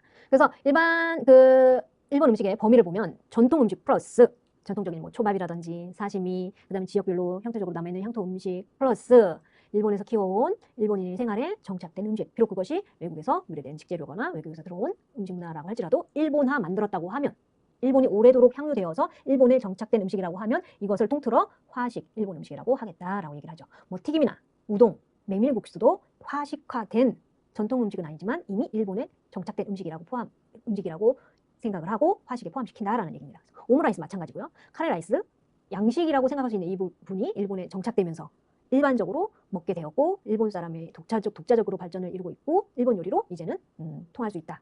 이런 것들까지 다 포함해서 화식이라고 한다. 그렇다면 아직도 왈가왈부하고 있는 한국 음식의 특징도 마찬가지로 생각해 보아야 할 부분인 것 같습니다. 대표적인 일본 가정의 일상 식단을 한번 살펴보도록 하겠습니다. 고로케 우리가 흔히 말하는 그 고로케 상차림에도 뭐 기본 찬처럼 많이 올라가 있죠. 외국에서 전해져 일본화된 양식 반찬이고 양배추 샐러드를 곁들여서 먹으며 기본적으로 항상 올라가는 음식 중에 하나라고 보시면 되겠습니다. 차, 중국과 마찬가지로 일본도 이 차, 식사 중이나 식사를 다 마치고 난 다음이나 이 녹차나 호지차, 호지차도 녹차의 형태입니다. 이렇게 차를 많이 마신다는 거. 찌개모노, 절임 종류인 거죠. 우리의 장아찌 비슷한 형태라고 보시면 되는데 우리는 뭐 장아찌를 뭐 간장, 식초 아니면 뭐 된장, 고추장 등에 이제 박아두기도 하는데 일본 같은 경우에는 이 채소 특히 뭐 가지, 뭐 무청, 뭐 무 이런 것들을 소금과 쌀겨에 절여놓고 그것을 이제 걷어내고 이렇게 밑반찬처럼 먹는 것들 찌개모노도 이 일본 가정 그 일상 차림의 하나라고 보시면 되겠고 마찬가지로 쌀문화권이죠. 밥을 주식으로 한다. 흰 밥을 주식으로 한다라고 보시면 됩니다. 생선 기본적으로 올라가죠. 생선을 구워서도 올리기도 하고 회로 먹기도 하고 아주 이 생선을 기본으로 한 밥상 차림이 차려진다는 거. 육식을 많이 장려하고 있지만 기본적으로 육식보다는 생선이 더 기본적으로 세팅된다는 걸 보실 수가 있고 요즘 이제 젊은 시대의 사람들은 이 육식 식단을 차리는 걸 볼 수가 있겠지만요. 그래서 주 반찬으로 단백질의 주 섭취 요인인 것이죠. 그리고 된장에 절인 경우 채소도 된장에 절이지만 생선도 이렇게 된장에 절여서 병어라든지 방어 등을 이렇게 해서 먹고 무갱, 물을 갈아 놓은 거 우리 메밀국수 먹을 때 드시는 무갱, 뭐 그다음에 감귤류 이런 것들을 곁들여서 꼭 먹었다. 그다음에 이제 간장 마찬가지 우리나라와 마찬가지로 간장 발달되어 있죠. 생선구이와 낫또, 찌개모노 등의 이 간장을 사용하였다. 낫또 말씀드렸습니다. 콩을 발효시키는 식품으로 단독적으로 먹기도 하지만 밥과 궁합을 맞춰서 반찬으로 먹습니다. 그리고 그리고 또 이제 미소 된장국, 육수에 두부라든지 미역을 간단하게 넣어서 맑은 된장국 형태로 미소국을 만들어서 먹고 앞에서 말씀드린 것처럼 요즘 신세대들 같은 경우에는 육류 섭취가 점점 늘어나고 있다. 그래서 뭐 야끼니쿠 전문점, 그다음에 뭐 같은 형태인데 생강 소금구이 등 이런 것들을 많이 먹고 있는 일본의 가정 일상 식단입니다. 보시는 것처럼 밥을 주식으로 해서 미소, 그다음에 연어구이, 생선구이 올라가 있고 찌개모노라든지 반찬으로 구성되어 있으며 젓가락만 세팅되어 있는 거 보시죠. 숟가락 많이 사용하지 않는 거 보이시고 옆에 면, 메밀소바라든지 이런 것들 구성되어 있는 상차림 대표적인 일본 가정의 일상 식단이라고 보시면 되겠습니다. 식문화를 한번 보면 우리나라와 아주 비슷합니다. 벼농사 쌀을 주식으로 하는 문화이며 어식, 생선을 기본으로 한다. 또 생식, 회라든지 스시라든지 초밥이라든지 생식 문화가 발달되어 있고 채소도 마찬가지로 채소를 찌개모노로 만든다든지 아니면 양배추를 항상 샐러드로 만든다든지 해서 세팅을 한다든지 보실 수 있고 미소, 낫또, 간장, 콩 음식 문화 발달되어 있고 마찬가지로 이런 것들은 발효, 양조 문화인 것이죠. 그리고 그 가스오부시라든지 다시마라든지 이 바다를 끼고 있는 섬나라이기 때문에 이런 곳에서 얻어내는 감칠맛, 다시 문화가 발달되어 있다. 모든 음식에 기본적으로 뭐 1번 다시, 2번 다시라고 하는 그 다시 국물을 만들어서 음식을 다 기본적으로 하죠. 차를 즐기는 다도 문화가 발달되어 있다. 그리고 요리사, 장인, 의 조리 기술 등을 아주 중요시 여겨서 그것들을 몇 대 뭐 100년이 된 아니면 뭐 몇 세대에 걸친 이렇게 그런 것들을 기술을 아주 중요시 여기면서 계승하는 문화, 식문화가 바로 일본의 전통 식문화라고 보시면 되겠고 식재료는 말씀드린 것처럼 사계절이 뚜렷하기 때문에 쌀을 주식으로 하고 있지만 그 계절에 따라서 쌀을 중심으로 채소, 그 계절에 나는 채소, 그 계절에 나는 해산물, 해초 이런 것들을 반찬으로 세팅하는 식재료를 사용하는 것을 보실 수가 있으며 요리하고 기술은 무슨 얘기냐 우리가 뭐 3첩 반상, 5첩 반상, 7첩 반상 하는 것처럼 일본의 일상식도 마찬가지로 1즙의 3채 형태다. 국 하나에 반찬 3가지를 놓는다. 해서 보시면은 그 일본 상차림 앞에 차려지는 쟁반에 보시면 아주 간단하게 밥, 국, 반찬 3종류 이렇게 뭐 생선구이 있는 거 보이시죠? 이런 형태를 말하고 이 기술 칼을 쓰는 기술이 아주 발달되어 있다. 그래서 음식에 따라서 식재료에 따라서 각각 사용하는 그 칼의 종류가 다 다르죠. 그래서 칼을 잘 쓰는 이런 음식의 특징이 보여지는 것이 일본 음식이다라고 보시면 되겠고 영양 같은 경우에는 뭐 골고루 이 비율을 좀 이상적으로 잡는데 단백질이라든지 육류의 섭취를 요즘에 와서는 조금 더 높이고 있다는 거. 식사 예절 아주 이 식사 예절을 중시하는 문화가 또 일본 문화입니다. 식사 예절과 또 먹는 장소 그리고 사용하는 식기 그릇 그다음에 계절을 담아내는 상차림에다 계절을 담아내는 이런 표현력 이런 것들이 아주 중요하게 여기는 것이 그리고 또 그 젓가락 사용법, 인사, 먹는 순서 이런 것들을 아주 중시하는 것이 일본 음식 문화의 식사 예절 중에 아주 큰 특징이라는 것을 이해하시면 되겠습니다. 자, 대표적으로 보시면은 이제 아까 앞쪽에 보셨던 그림이 일상 그냥식이라고 한다면 요거 같은 경우는 아래쪽은 오세치 요리라고 일본의 신년 새해 맞이 음식이라고 보시면 되겠습니다. 뭐 불을 사용하지 않는다고 하는데 뭐 팥죽을 끓인다거나 밥을 한다거나 하는 것들은 불을 사용하기도 하고 대신에 이런 화려한 그 새해 맞이 음식은 미리 해놓거나 아니면 전문점에 주문을 해서 세팅을 해서 오세치 요리라고 음식을 즐기는 것들 그다음에 요거는 이제 회 정식, 뭐 가이스키 요리 이런 것들에 또 특별식이 있다는 것이 일본 문화의 특징이다라고 보시면 되겠습니다. 간단하게 한국, 중국, 일본의 음식 문화를 비교해보는 시간을 갖도록 하겠습니다. 시공간의 개념 무슨 얘기냐? 아까 중국은 시간 전개형이다. 원형 테이블에 시간을 두고 음식이 차례대로 나오는 시간 전개형인데 한국과 일본 같은 경우에는 한 번에 탁 상차려내오는 공간 전개형이다. 그중에서도 한국 같은 경우에는 한 상 가득 차려내는 문화고 일본 같은 경우에는 자기 앞자리에 개인 밥상의 형태로 상차림이 차려지는 걸 보실 수가 있습니다. 식사 도구 한번 보겠습니다. 한국 같은 경우 젓가락, 숟가락 모두 사용하고요. 재질은 금속 많이 사용하고 나무 사용하기도 합니다. 그래서 반찬 같은 경우 젓가락으로 먹고 밥국을 숟가락을 쓰는데 삼국 중에서 숟가락이 유일하게 남아있는 나라가 한국이라고 보시면 되겠습니다. 중국 같은 경우 아까 젓가락의 재질이 상아, 그 다음에 도자기의 사기, 그 다음에 나무, 지금 플라스틱까지도 쓰죠. 밥 요리 같은 경우에는 화이즈라고 우리의 젓가락을 말하고요. 국을 떠먹을 때는 탕즈라고 하는 이렇게 꺾여져 있는 요 숟가락을 사용합니다. 많이 사용하진 않습니다, 숟가락을. 일본 같은 경우에도 젓가락의 재질이 나무를 많이 쓰고요. 핫이라고 부릅니다. 밥도 떠먹고 국도 입 가까이 대고 젓가락으로 후루룩 마셔버리죠. 핫이라고 하고요. 그다음에 랭게라고 하는 국숟가락이 있긴 하지만 중국하고 일본 같은 경우에는 많이 사용하지 않는다라는 거. 자, 젓가락의 특징 조금만 보겠습니다. 한국 같은 경우에는 금속 재질로 되어 있는 것이 많고 다양한 반찬을 적당하게 집기 좋게 되어 있으며 길이도 중간이고 뭉툭한 정도도 그냥 삼국에 비해서 중간 정도라고 보시면 됩니다. 중국 같은 경우에는 원탁이라고 그랬어요. 음식을 가져다가 내 앞에 놓기까지 좀 거리가 있어요. 그래서 젓가락의 길이가 삼국 중에 가장 깁니다. 그리고 끝은 가장 뭉툭하죠. 날렵하지 않아도 돼요.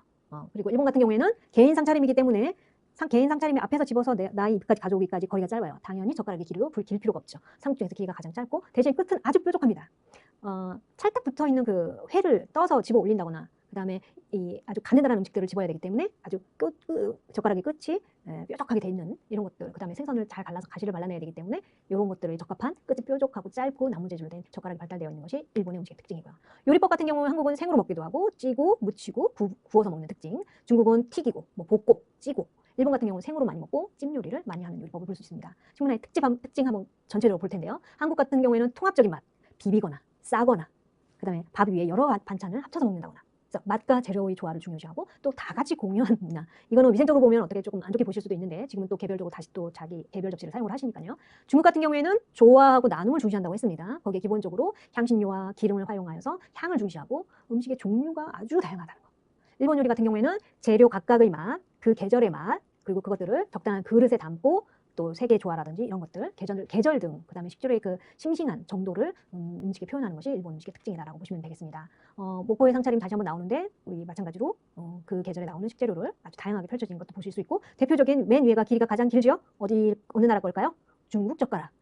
상하 재질, 사기 재질로 되어 있으며 끝은 뭉툭한 거 보이시죠? 자, 금속을 잘 활용하는 나라, 그리고 길이는 중간이고 끝도 적당하게, 뭉툭하지도 않고 날렵하지도 않은 적당한 길이의 적당한 뭉툭한 한국입니다. 마지막으로 나무 재질의 끝은 뾰족하고 날렵하게 생선 가시라든지 이런 것들을 잘 발라서 먹을 수 있게 발달된 것이 일본의 젓가락이죠. 그래서 크게 젓가락만 보더라도 그 나라의 식문화가 다 담겨 있다는 것을 보실 수가 있습니다. 이렇게 이번 시간에는 한국, 중국, 일본의 공통적인 부분도 있지만 각기 다른 이 식문화를 살펴보는 시간을 가졌습니다. 다음 시간에는 이제 본격적으로 우리나라 한국 음식의 문화의 특징을 집중적으로 살펴보는 시간을 갖도록 하겠습니다. 네, 여러분 고생 많으셨습니다. 다음 시간에 뵙겠습니다.